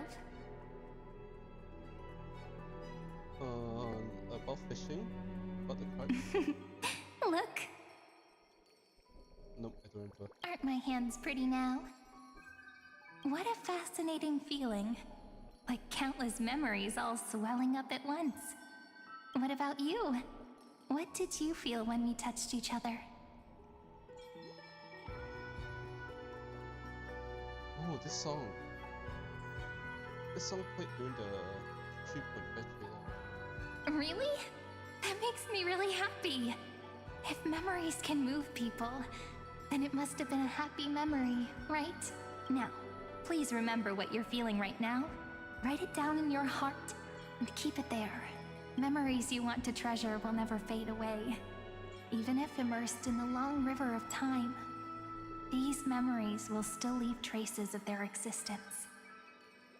So, if the view in your memory ever grows fuzzy, just reach out and touch it. It's like reading bedtime stories together at night. It wipes away the chill of passing time, sharpens the outline of memory, and restores its power to nourish the spirit. Now, I'll carry this power with me, and for a little while, I must part from you, as I step into the long cycles of this world. And you're gonna do open heart surgery and shove it all into like this. Give me your blessings, friend. Then, let that bright future be, as we have written. As I have written. Then, I'll leave it to you.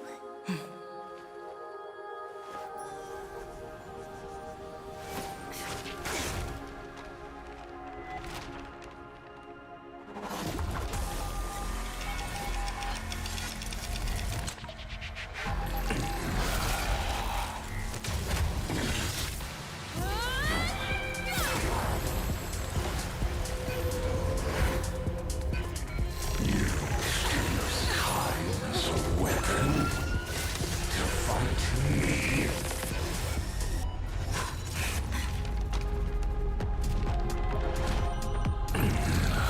Oh no. That is futile. My existence supersedes Amphorius' cycles.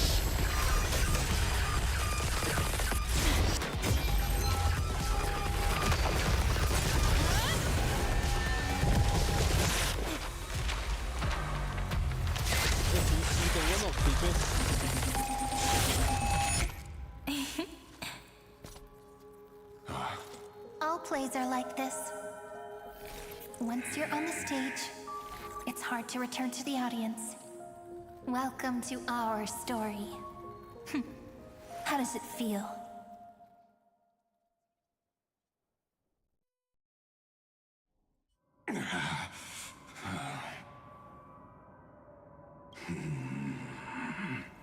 Even the authority of time cannot command the entire scepter, nor can it plunge the Amphorian extrapolation into a loop. If this was no system malfunction, then was I implanted with a mimetic entity of the remembrance? You guessed it right away. As expected from someone people call the first genius. I'm gonna keep doing what I just did if you don't stop, you know. My friend and I won't allow you to leave this memory, no matter what happens. Which means you are now trapped, Lord Xandar. An elegant idea, and an exquisite execution. Regrettably, it is you who are restrained by time, not me. Know that patience is my greatest weapon. Waiting and victory are the same for me. You will crumble before I do in this moment stretched out to an eternity, just like Kazlana will. Yet all I need to do is to wait, as yet another futile bug falls down the cliff and into the bottomless abyss. Now I'm a pink bug? My looks are seriously changing all the time. But you're not wrong. We're definitely not gonna solve the problem if we just put you in another prison. So that's why we never wanted to do that in the first place. Okay, this is the first time he sounds panicked. I shall answer your confusion purely out of my respect for those who came before me. Have you heard of the synesthesia dreamscape in the Asdana system? Interestingly, that place once had a prison too. Life forms living in that environment, abundant with memoria, have a chance to connect their perceptions with each other's. Even across great spatial divides, they're able to detect shifts in one another's states. I call this phenomenon memory zone entanglement. In Asdana, people made use of that phenomenon to build a nation within a dream. After adding in the catalysts of harmony and remembrance, that is. Is that how you walked into my prison cell? Using those same principles? I would much rather call this location our negotiation table, Lord Xandar. Nonetheless, your hypothesis is correct. We happen to have an ally skilled in tuning, while the Trailblazer and Miss Cyrene both have an astonishing amount of resolve, which I'm sure you can testify to. I am also sure that with the support of such a resolute memo sprite, our conversation can last for a long, long time. I'm the best at listening to stories, you know? I'll leave the exciting clash of the erudition to you two geniuses. A brainstorm? I like it. And it's 2 against 1? Well, I like it even more. Let's talk, Xandar. Take a guess. How much do you reckon we can dig out of your brain before the next second? And how many ways can we find to deal with you? Besides, in your current predicament, There's no way you can take our trump card away. Go, little one. Go. Overturn the Era Nova. Yeah, that's my cue. What do you want to do, Hazelin? Lycurgus disappeared? It seems you had conducted a secret hunt in the depths that even I cannot reach. In that case, go. Swim onward and give this campaign a fitting end. I shall send you off with my song, Greyfry. May this song penetrate time and become the prelude to the new world.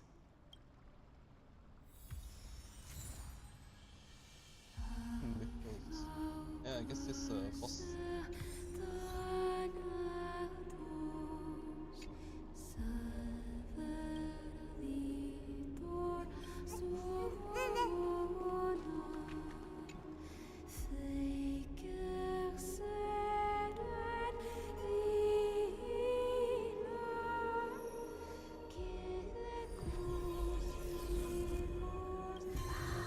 In the name of Kefali.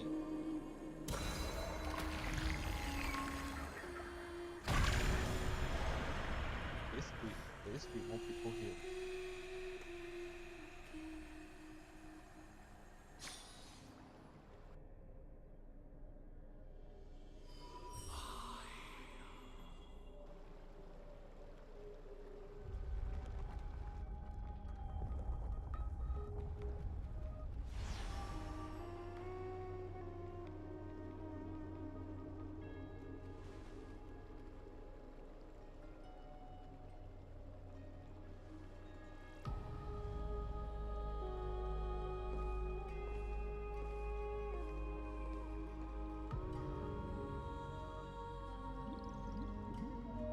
Dux Gladiorum, you have completed your duty. A new dawn is about to rise. Why not swim towards it?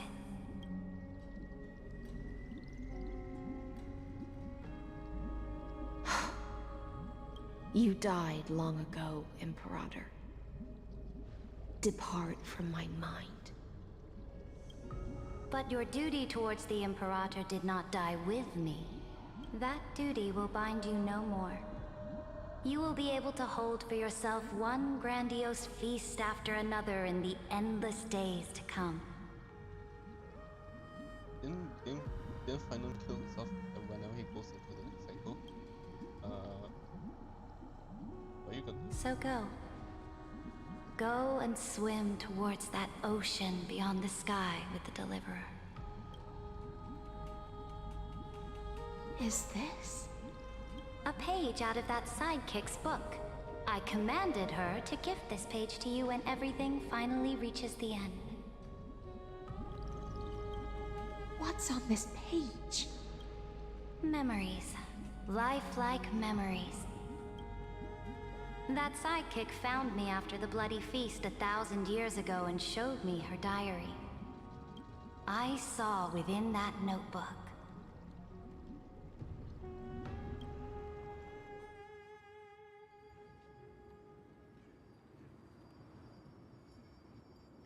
Is this that Deliverer's experience? It's truly immersive. This is so short. Oh, this 3.1. People beyond the sky apparently utilize this power to seal past scenery into crystals they call light cones, but I only know so much about the remembrance, so I can't completely replicate the past. I'm all ears. Go on then. Do your best. But if you're... Got it. I'm sure you'll find this to your liking. After all, it's human nature to want to embark on a journey into the unknown.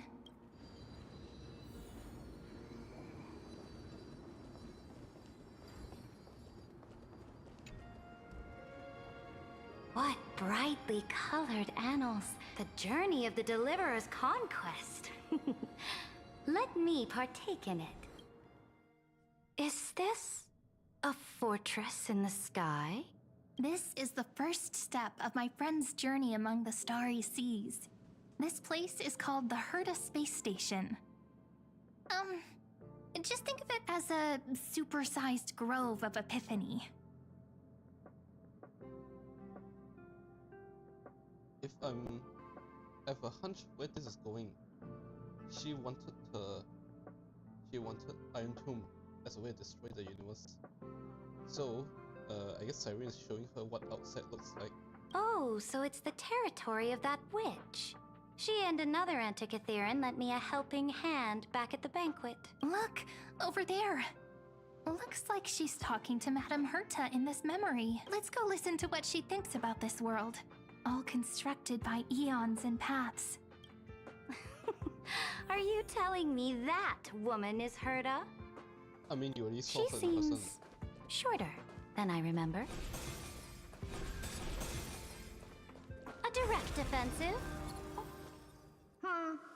Pretty nice space station, huh? But just wait. After a couple more stops on the Astral Express, you'll see sights that'll make this place look ordinary. Aw. She might be, I guess she's technically our foster parent. Oh, the cosmos is so vast that the unknowns far outnumber the knowns. But none of them will end up being anything amazing. The farther you go, the more you'll understand what I mean. So do your best with the Nameless. Break a leg! And remember to send an update or two to Asta when you've got some downtime. Aw. She certainly shares my way of thinking. Only that instead of a conquest through blood and fire, they chose a gentler path. People call Madame Herta and Mr. Screwlum geniuses. Apparently, only the smartest people in the cosmos can receive the blessings of Nous, Amphorius' true creator. Do you mean that even individuals of such nobility are merely subordinates to a god? On the contrary, after all, it was the very first of them who created the god. But I don't really know all the details about that. Yeah, that's the irony. He's the first emanator, but he also the one who turned evil in the end. You might be able to ask Madame Herta herself when you get the chance. Let's go check out some other worlds next, shall we? Oh, the cosmos is so vast that the unknown...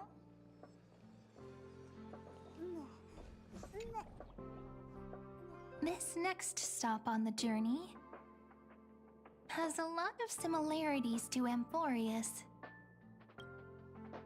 A snow-covered land? Interesting. This star is named Eurillo 6. That name sounds so cold. Belobog sounds better. The girl we see here holds a similar station to you, Imperator. She's the supreme guardian of this world. A leader who took up the mantle of government during a disaster. I did not expect the Empress of this world to be so young.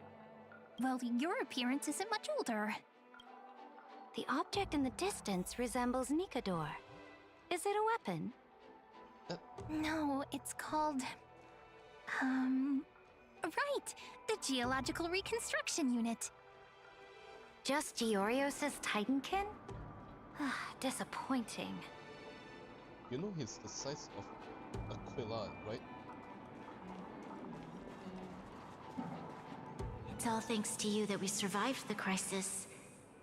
The collaboration with the IPC is both an opportunity and a challenge. Nonetheless, it's an important step in our journey back into the universe. Okay, I need to talk about this plot point. Himiko showed up and she gave the most useless info ever. She said Topaz has a very high chance to save the planet. But the choice, I don't think that's the important part. The choice is to decide whether to give her people a safe future that is working for the IPC and a chance to save the planet. But the point was, her people has a fixed future. Whether the planet gets fixed or not is irrelevant. And then, so her saying that is kind of missing a point. She still chose not to work with the IPC, which is fine, because it means they want to save this planet by themselves. This world was sealed beneath its sky just like Amphorius was, and they only managed to reconnect with the stars when the Nameless arrived. That IPC she spoke of, is it a more powerful organization?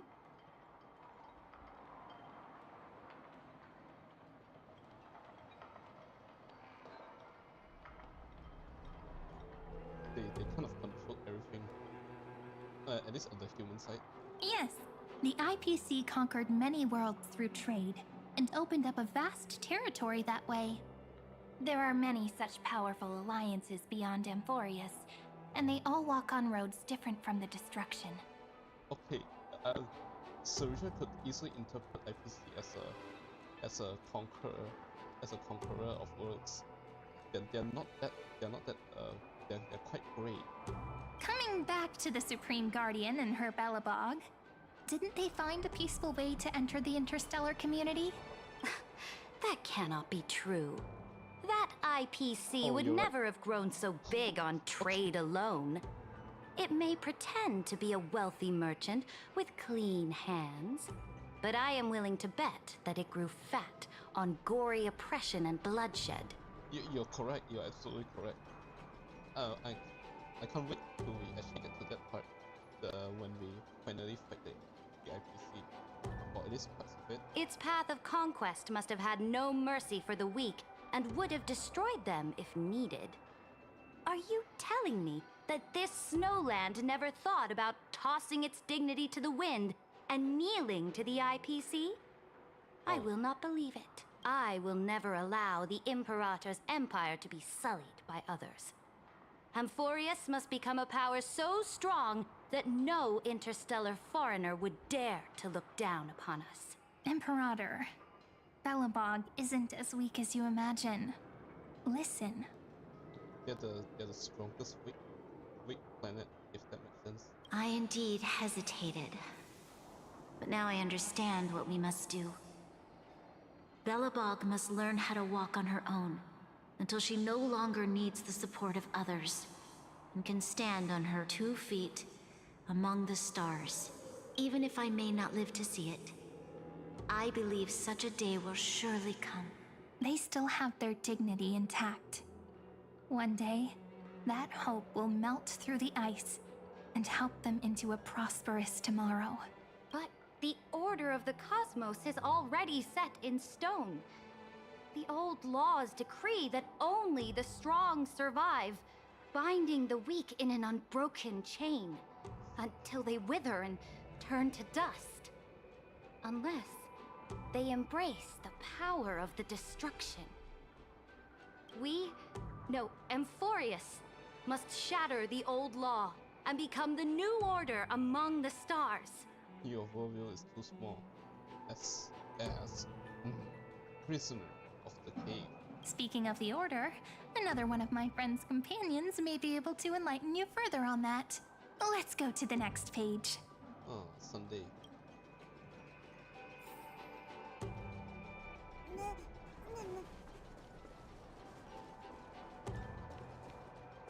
This is your demigod of time. Oh, I think time pattern actually. This next world is a nation of dreams. The first time I heard about that place, I didn't even know what to think.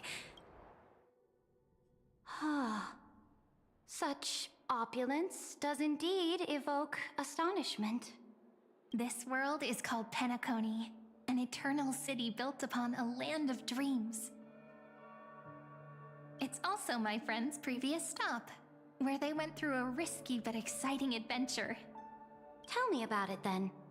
That man standing afar has wings on his head. I am truly curious. I mean, this is a fairy. You're not that curious.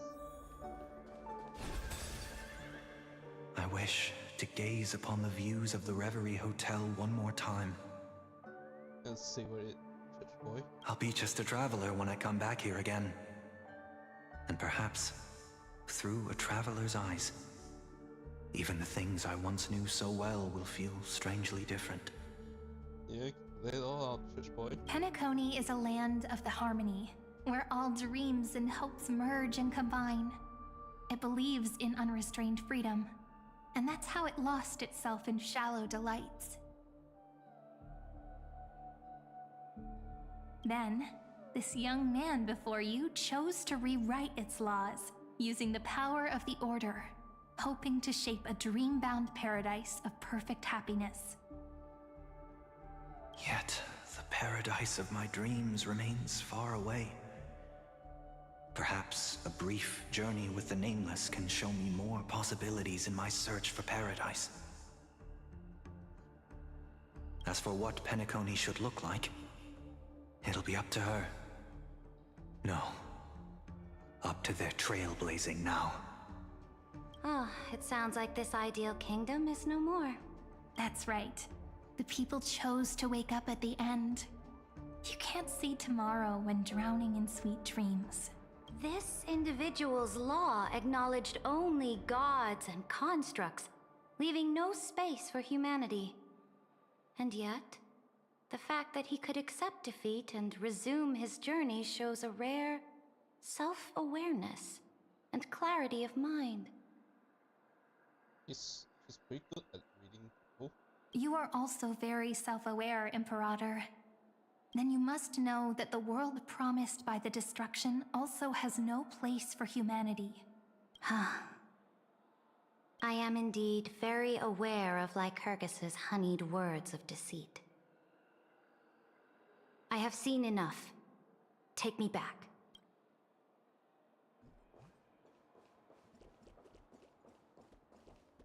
You didn't see the best part of Penacony. Then let's wrap up this trip down memory lane with one last scene. Boris? This absolute wonder. Isn't it pretty? That's our Amphorius. Our world flows and meanders in this endless band of light. Though we were born from the designs of the gods and are not yet truly alive, the Chrysos heirs of Amphorius still chose to stand against fate and carved a legend no different from that of humankind. Will you really renounce the heroes in this world's previous 30 million cycles, Imperator? Including even yourself. Will you bow to brutal destiny and allow that puppet master named the destruction to have their wish? I know what you want to do, sidekick. You want to use that deliverer's memories to influence me and tilt the scales of law toward her and the two geniuses. It's not that direct. We just want you to understand. You really saw right through me, Imperator. How can one rule an empire if one is incapable of understanding people's minds? I have decided on Law's final destination. However, before I move my next chess piece, before we go on, tell me this, sidekick. Throughout her trailblaze, was there ever a memory of the ocean?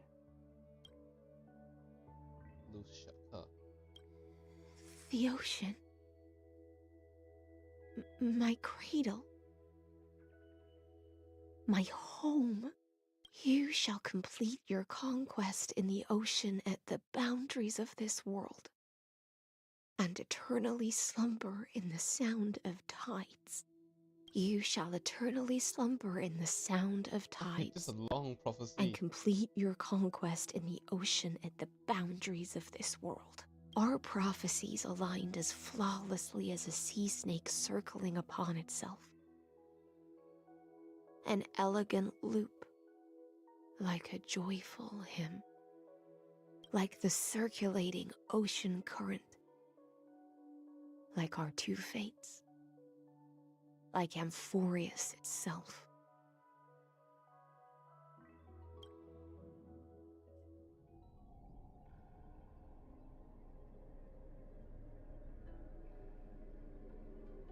The trial is over. So tell me, who will own the divine authority of law? I won't give it to anyone. What? I am the law. Why should I give my imperial crown to any other? Both the Deliverer and the Theoros came from beyond the sky. They have no right to interfere with the lands I conquered with my own two hands. The law of Amphorius shall be determined by Amphorius's master. Technically, it's him. What exactly did you see in the trial? Everything. I saw everything regarding the rules of this world's operation. I saw the laws of extrapolation that Theoros spoke of. I saw the ultimate protocol. As long as I offer a sacrifice of equal weight, I can rewrite the laws of this world according to my will. I can turn good into evil, ugliness into beauty, and weakness into strength. That might be. Oh, is that as not more OP than Cypher's authority? Fate gave me a very fair deal. One rule change for the life of one demigod. What are you planning to do? You can't guess. We can conquer the stars without relying on any power from beyond the sky. We just need to make some reasonable sacrifices. Your ambitions have already made so many people give up their lives for the law. And you're still not done? I am determined for Amphorius to stand on her own 2 feet among the stars. You are beyond reason. You think such a simple and hypocritical statement can justify your atrocities. There's no new without destroying the old. That's what you consider an atrocity? Ironic, for that is also the unchanging law of Amphorius's revolutions. Ever since the Flame Chase prophecy resounded in the distance, fate has decreed for the Chrysos heirs to ignite our blood and illuminate this dark age. People would still be puppets of the old dynasty if it weren't for my conquests. But your world doesn't seem to be any different from your predecessors. Bloodshed, tyranny, oppression. You're making the same mistakes they did. Go and see everything for yourself. Go to any library I've built. Go listen to the rumors on every street corner. Go and witness how the Imperator crushed the old laws and forged new ones. Go and see what my conquests brought to this world. I cleansed the Chrysos War's filth and mended all the conflicts left by the Era Bellica. I restored Akima's might and allowed mortals and Chrysos heirs to face each other as equals in the Council. I punished all sins and rewarded all achievements. I smashed Talantin's shackles, united humankind to save themselves, and started the Flame Chase era. That's what the Imperator has done in her glorious life. So now, hearken to my final words. History will eventually forget Ceridra. But it will never forget the Imperator's people or the Flame Chase era she began. Final words? Amphorius is about to be destroyed. There's no time left for pointless debates. There is only one law I want to overturn to aid the final battle of deliverance. So I will only offer the life of one demigod. In the name of the Imperator, I command you one last time, Electra. Either sacrifice yourself for conquest, or pierce this tyrant's chest with your sword. Thus, the Imperator concluded her final speech. At the end of her life, at the last moment before she stepped onto the altar, she gave her most loyal subject the choice to decide fate, just as she promised her compatriots. My blood flows in you now. Heroic compatriots, follow me, and we'll seize fate's reins! The Imperator fell. Some say that the Dux Gladiorum turned traitor and killed her liege. Some say that she imprisoned the tyrant in a shallow pond of water, then left. which meant the Imperator had to kill herself to rewrite the law. There are countless stories about her death. All we can be sure of is when the Knight left the Vortex, the Imperator was still mumbling about their past conquests together, the beginning and the end of her existence. Imperator, wait! How could someone of your status come to the front lines? Let me be the flag bearer! The troops defending the pass to the west of the Grove. Have they surrendered? They ran as quickly as they could when they heard your name. The Golden Cocoon Pass is now in the First Legion's hands. Good. What about the Delosian militia? The Third Legion set fire to the mountains and flattened everything west of the basin. They just need a few more days. That is enough. We cannot afford to miss an opportunity for victory. Lastly, how many Legdonian cannons are left? They are no more. The Second and Fourth Legions have destroyed them all. Very good. They now have no way out, no reinforcements, and no artillery support. We will be able to liberate the Grove of Epiphany in the blink of an eye. We will launch the final charge 1 quint after the curtain fall hour tomorrow. Remember, as long as the Alliance's flag still flies on my shoulders, you must keep moving forward. Take no prisoners among the enemy's soldiers. All sages who resist are to be captured and tried according to martial law. And do not destroy any books. Now go! Notify the entire army. Understood. Those who are resolved to die, we salute you. Reporting in. The mountain dwellers are resisting fiercely, and the legendary Mountain Breaker has personally engaged in battle. Their formations are nigh impenetrable. Then cease our frontal assault. Send scouts to all legions and tell them to retreat into the Tritos Plains before the parting hour. What? Are you planning to surrender? It's a strategic change of plans. The seismic walking dragon is enough for that battlefield. Walking dragon?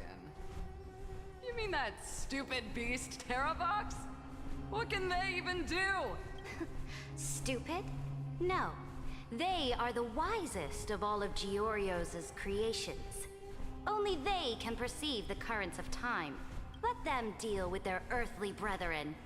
We will advance and take the lead in defeating what remains of our enemy. I will deliver the most fiery retribution for the humiliation they dealt us, and crown myself with a god-slaying wreath. Understood. I'll see to it. Those who are resolved to die, we salute you. The Temple of the Three Fates sent a letter, Imperator.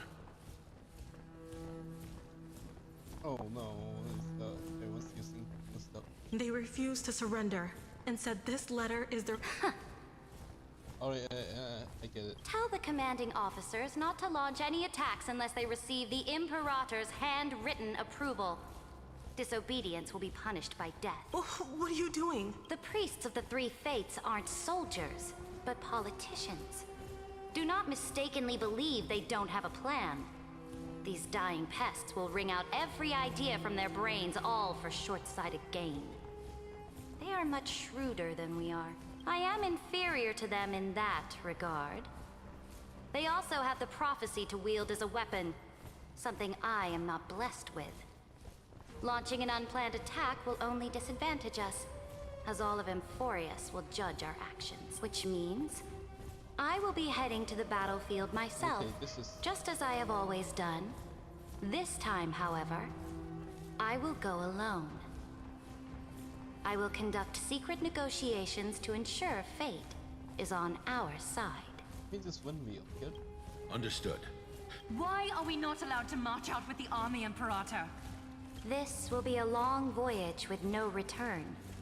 Those of you... Why are you personally leading this battle if it's doomed to fail? The Flame Chase journey cannot be without a leader.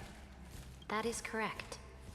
The Empire will be without a head when the Imperator falls.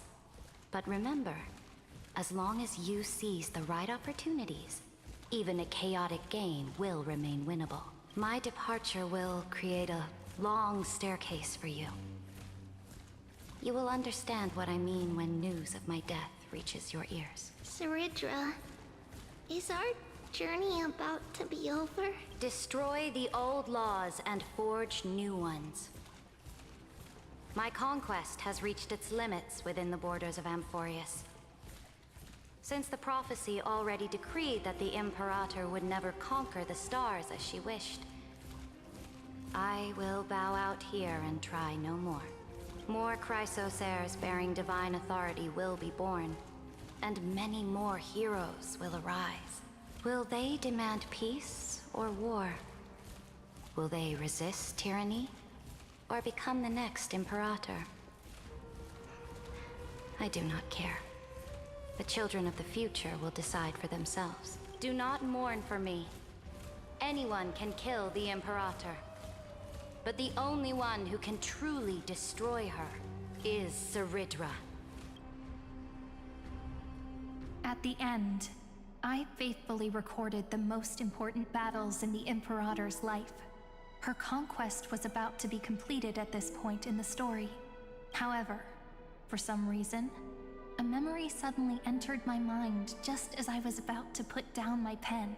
It was a journey on a fantastical train. I had the honor of having a heart-to-heart conversation with the Imperator under the stars. And I asked her this question at the end of that discussion. How do you want history to remember you? As a hero who gave up her life for the flame chase? Or as a tyrant? She answered so quickly, as if she had made up her mind long ago. I would rather be forgotten than be defined. Self-fulfilling prophecy.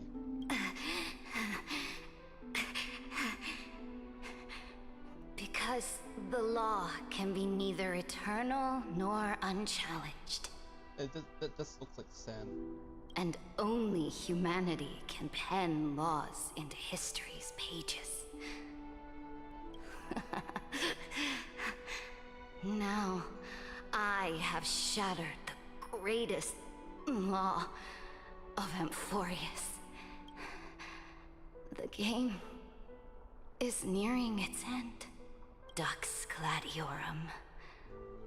Even though you killed the Imperator in the previous 30 million cycles, this time, you finally found your own law. Then, High Sealants, Electra.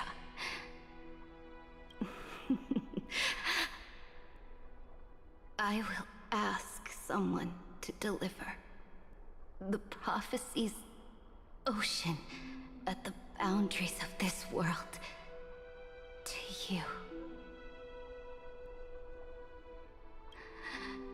Will you choose to swim into that ocean? I do not care. Do not care. The Imperator muttered about her conquests, and news of her death spread in the city. Freedom! Liberty! The tyrant is dead! Go! Shout this news in the streets!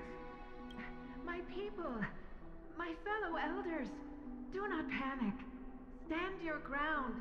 That usurper has paid for her ambition with her life. People once cheered for my ascension.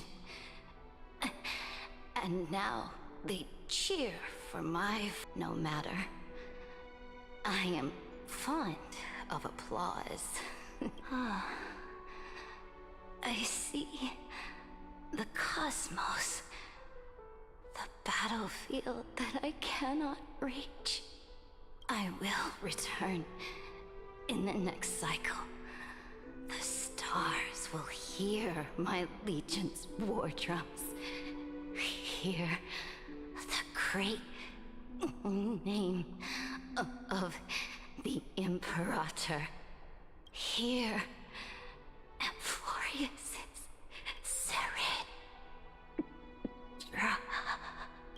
To this day, we do not know which rule the Imperator overwrote at the cost of her life.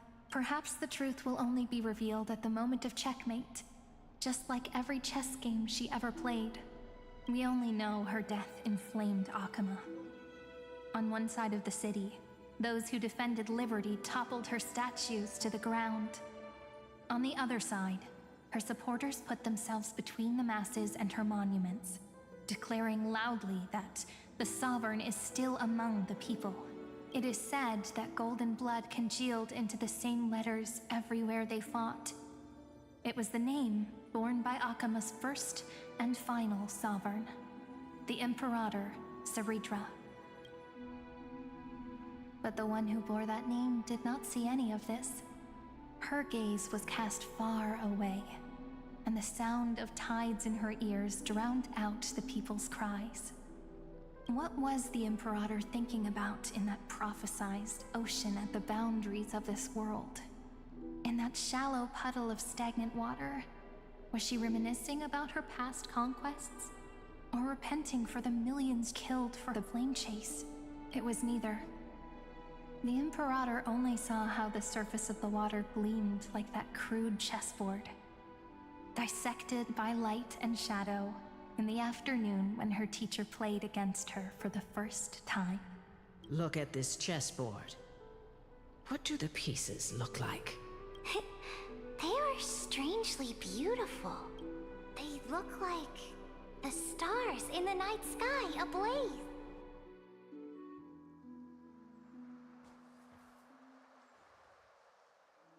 From that page emerged an ocean. So vast, so pure, not a single trace of corruption. Is this Saridra? Electra, my subject. Ever since you walked out of the tainted ocean and pledged yourself to me, I have seen the abyss in your eyes and the emptiness in your heart. That was why I promised you a new ocean, where the Imperator's ambitions would serve as the currents, and loyalty would be its light. Electra, my subject. You have done your duty as my blade. The prophecy has now made its final decree on the road I intend to walk. My conquest is doomed to never reach the stars. But the Imperator never makes empty promises. So take this memory, this ocean, beyond the sky, as witnessed by the Deliverer. This is the final gift that the Imperator can leave for her subject.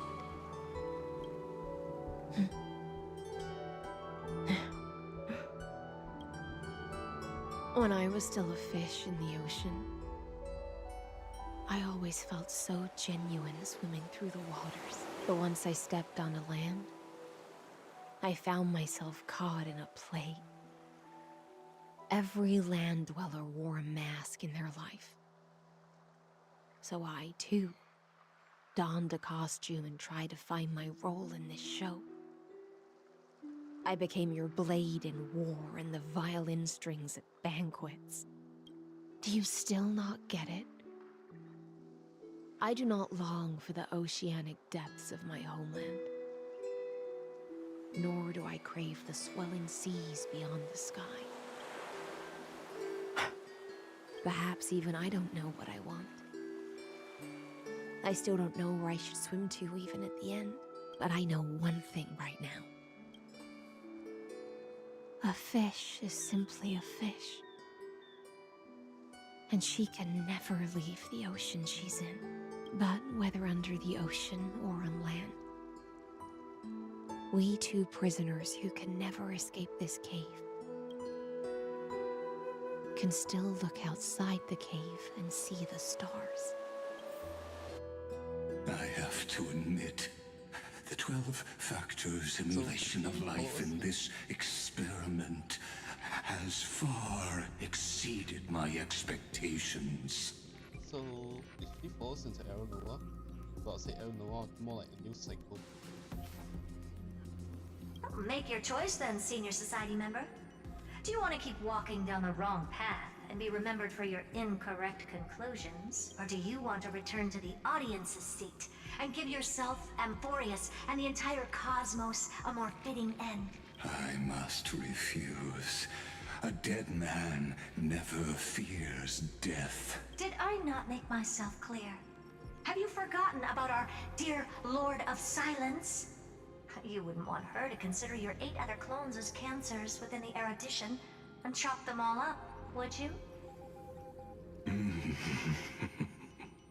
Your logical deductions are vastly different from mine. Therefore, allow me to provide one more academic recommendation.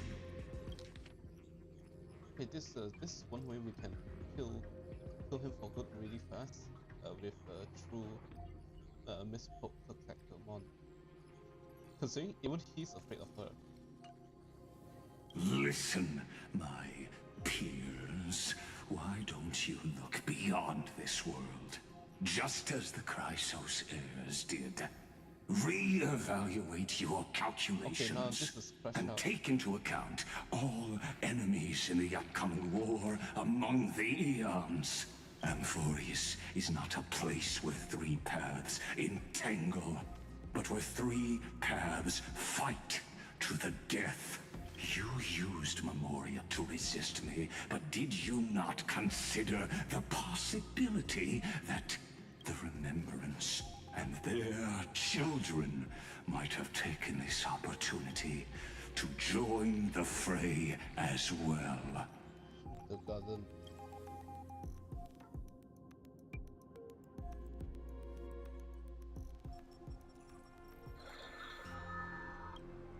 Oh. So this isn't just silence. It's the answer. What was the last thing she said to you before you parted the waters at the Scale Gorge waterscape? A tricky question, but one with a simple answer. I think we said nothing. She didn't say anything back then, right? Then, and where the hell were you? That's correct. And now I'm sure. You are not March 7th. There's no way she would remember that detail.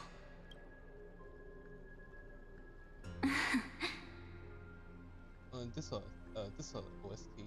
I'll only warn you once. Leave her body. Now. How impulsive. That's not like you at all. Why don't you calm down and think about another possibility? I didn't take over March 7th's body. Rather, it's March 7th who regained my memories.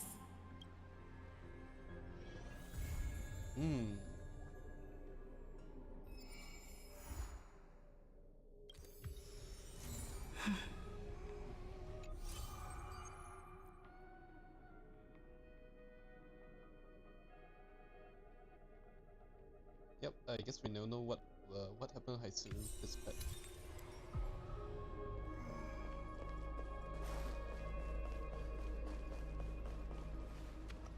The taste of celestial ambrosia.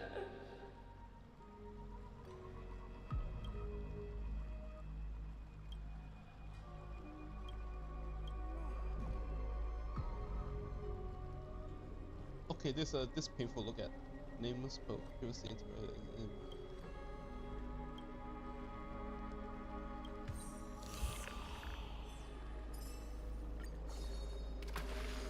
Brings up.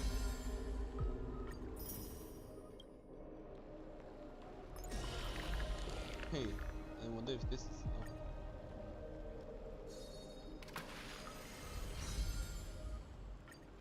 not nearly enough, but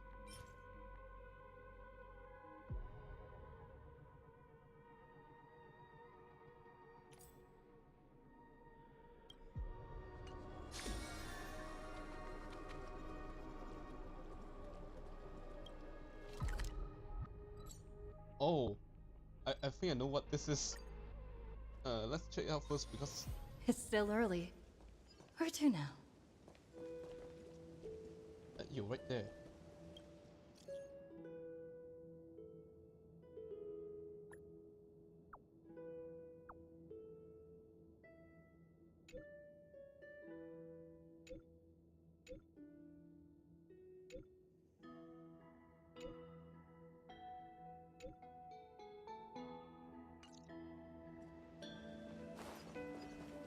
Well, you're right here. No matter how many times I look, it's good to see you. Come take a look. Want to see the treasure of Ides Elysiae? Right here. Look close. Isn't it just beautiful?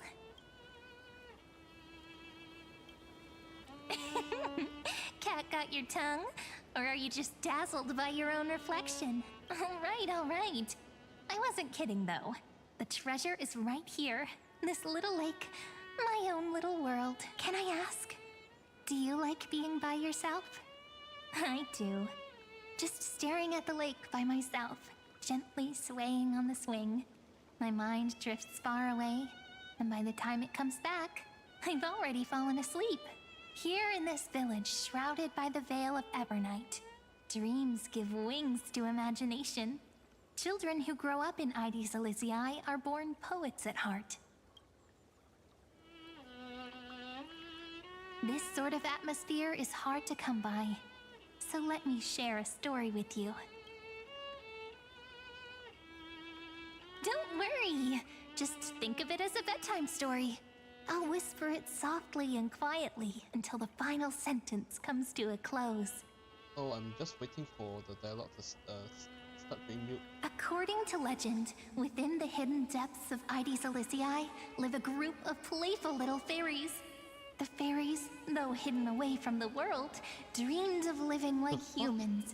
They tried to hold a grand banquet, just as the villagers would. But one thing was missing. The most important person. They waited and waited. And then, one day, footsteps echoed from the secret entrance. The fairies all pricked up their ears in excitement. Would you say the hero of our little story has their ears pricked up right now?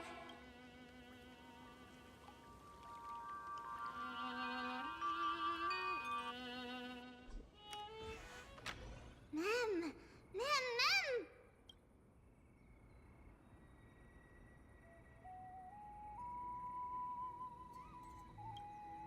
Incredible! The hero has uncovered the essence of the world, and even spoken a line that's truly beyond expectation. But I must remind you, taking on the narrator's role is against the rules. Chief, over here! It's really the hero! The hero that Rini found for us has finally arrived! Oh, is this really the event?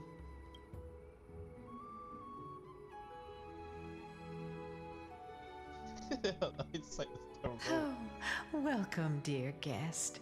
I sensed you would come.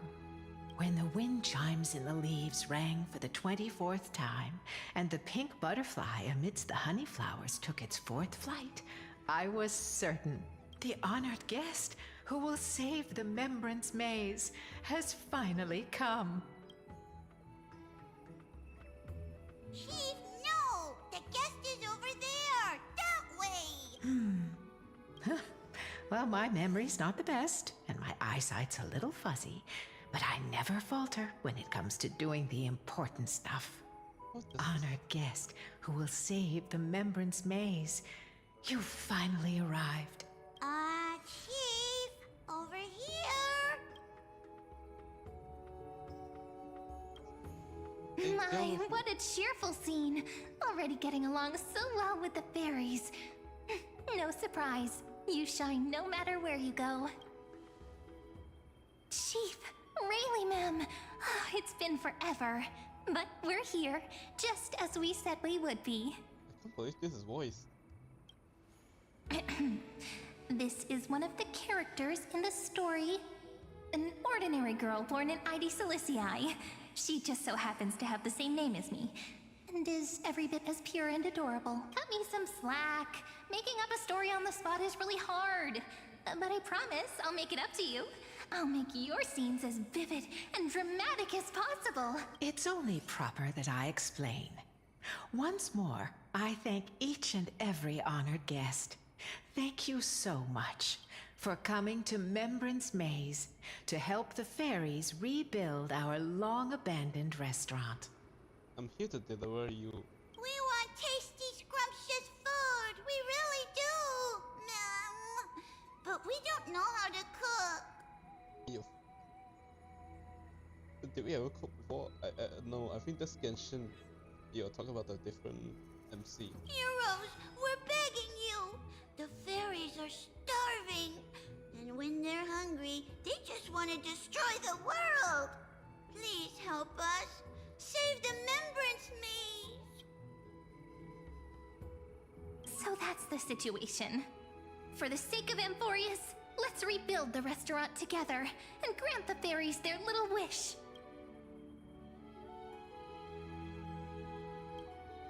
Oh, at last! Oh, at long last! I have to tell the little ones that the fairies' restaurant is coming back at Let me lead the way. Come on, I'll take you to see it. The little restaurant in the maze has a certain charm all its own. This way, this way! Everyone's already setting things up. Everyone? Well, outside, like... okay, it might be pretentious, but this story might be more cinema than the fate for that. Please be wise. Managing this place is bound to be full of endless, trivial responsibilities. Do you really intend to personally shoulder the leadership role? I already accepted the invitation and arrived in the fairy's home, so it's only right that I personally see to things. Otherwise, by avoiding my duties, wouldn't I be merely posing as Imperator? Okay, yeah. I believe they need no further introduction. Word had reached me that Cyrene found an excellent... I, leader of the Akama Alliance, Imperator of the Holy City, shall serve as your restaurant supervisor. Should you have any questions about management, feel free to come and ask. You know, only children can come in here, right? But yeah, I think after this, I think I'll end it here. But yeah, this event seems fun. I'm surprised it's voiced to this point at all. As for assembling the team, I planned ahead. If my timing is right, those two should be back any moment now. Right on cue! We found lots of fairies willing to be waitstaff, and Trian's onboarding them as we speak. Story, and then now you're here. The trial menu is ready too! Don't worry, these are all my best dishes. There won't be any issues.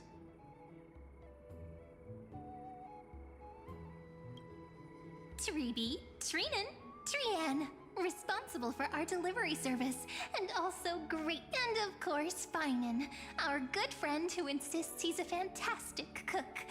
He's acting as the restaurant's provisional head chef. You killed everyone in this entire village. You know that. You killed and buried everyone outside. Think I can only rustle up provisions? No way. I make proper, serious dishes. If you don't believe me, I'll show you what I can do, right? The fairy waitstaff are all itching to start. No point in delaying. Time to test the results of everyone's training. Oh, things are going even smoother than I expected. Since everyone's ready. All right, let's start the first day of operations. It's all up to you now, manager.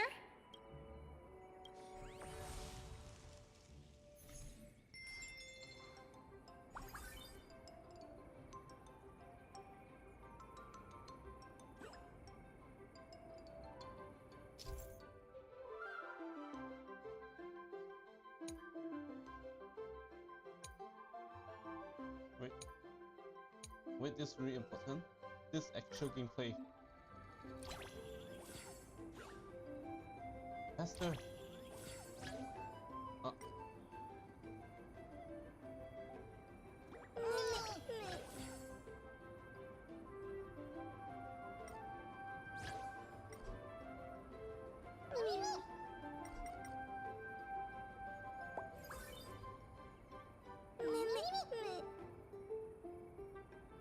Oh shit.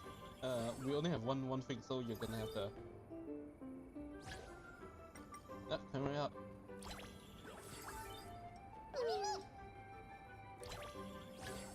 Yep, yep, it's all ready.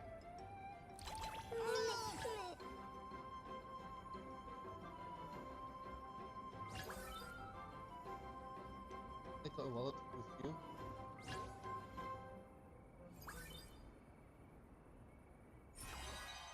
Customers have been served today. We just fed them lactose. So yummy! Everyone's delighted. We really love it. Thank you. I hereby declare the fairy restaurant's very first day of business has come to a perfect close. Of course, it must have been a breeze for you, right? Not going to say a few words?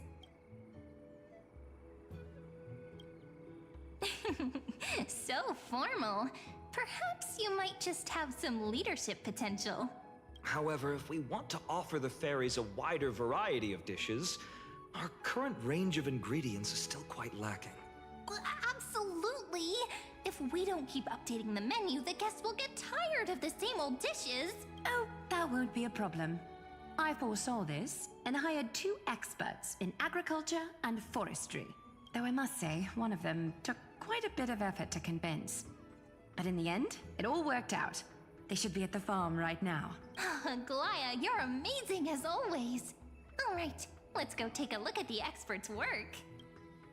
Professor Anaxa, can you truly solve the limited Oh sunlight man, this problem? cut is really long. Refer to me as Anaxagoras, Hyacinth.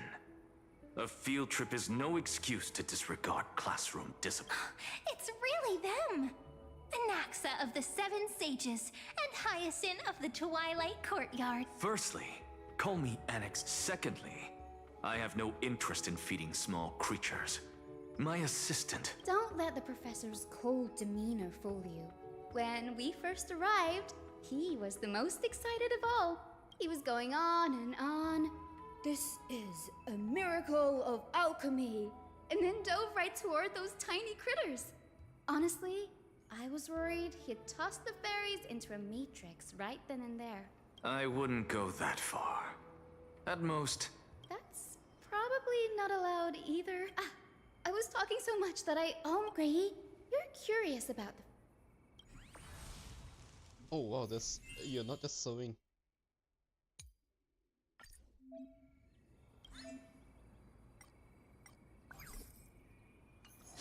All done. Now we just wait a day and the field will be full. Given that these 2 are experts from the Academy of Reason, something this trivial should be no trouble at all for them. Ever since we arrived in the maze, it's been one thing after another. I'm feeling a little worn out. I'm starting to feel sleepy too. I guess it's time. All right, we'll meet here again tomorrow.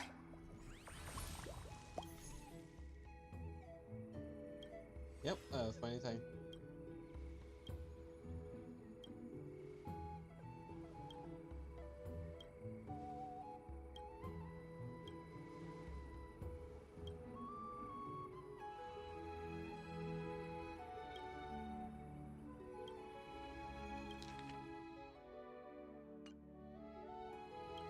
Come on, give me out, I want to end the stream.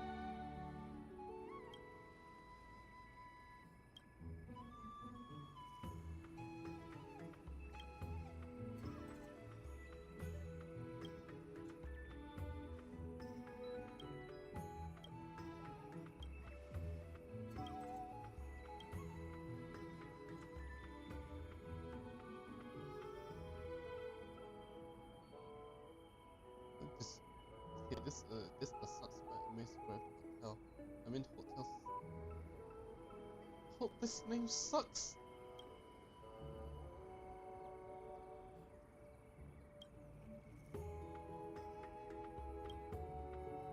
Yeah.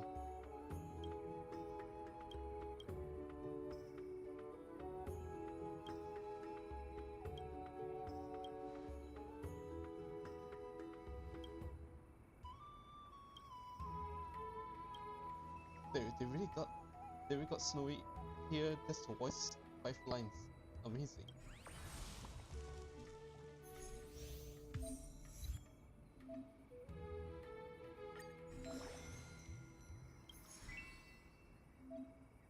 Stop! Stop! Get me out here!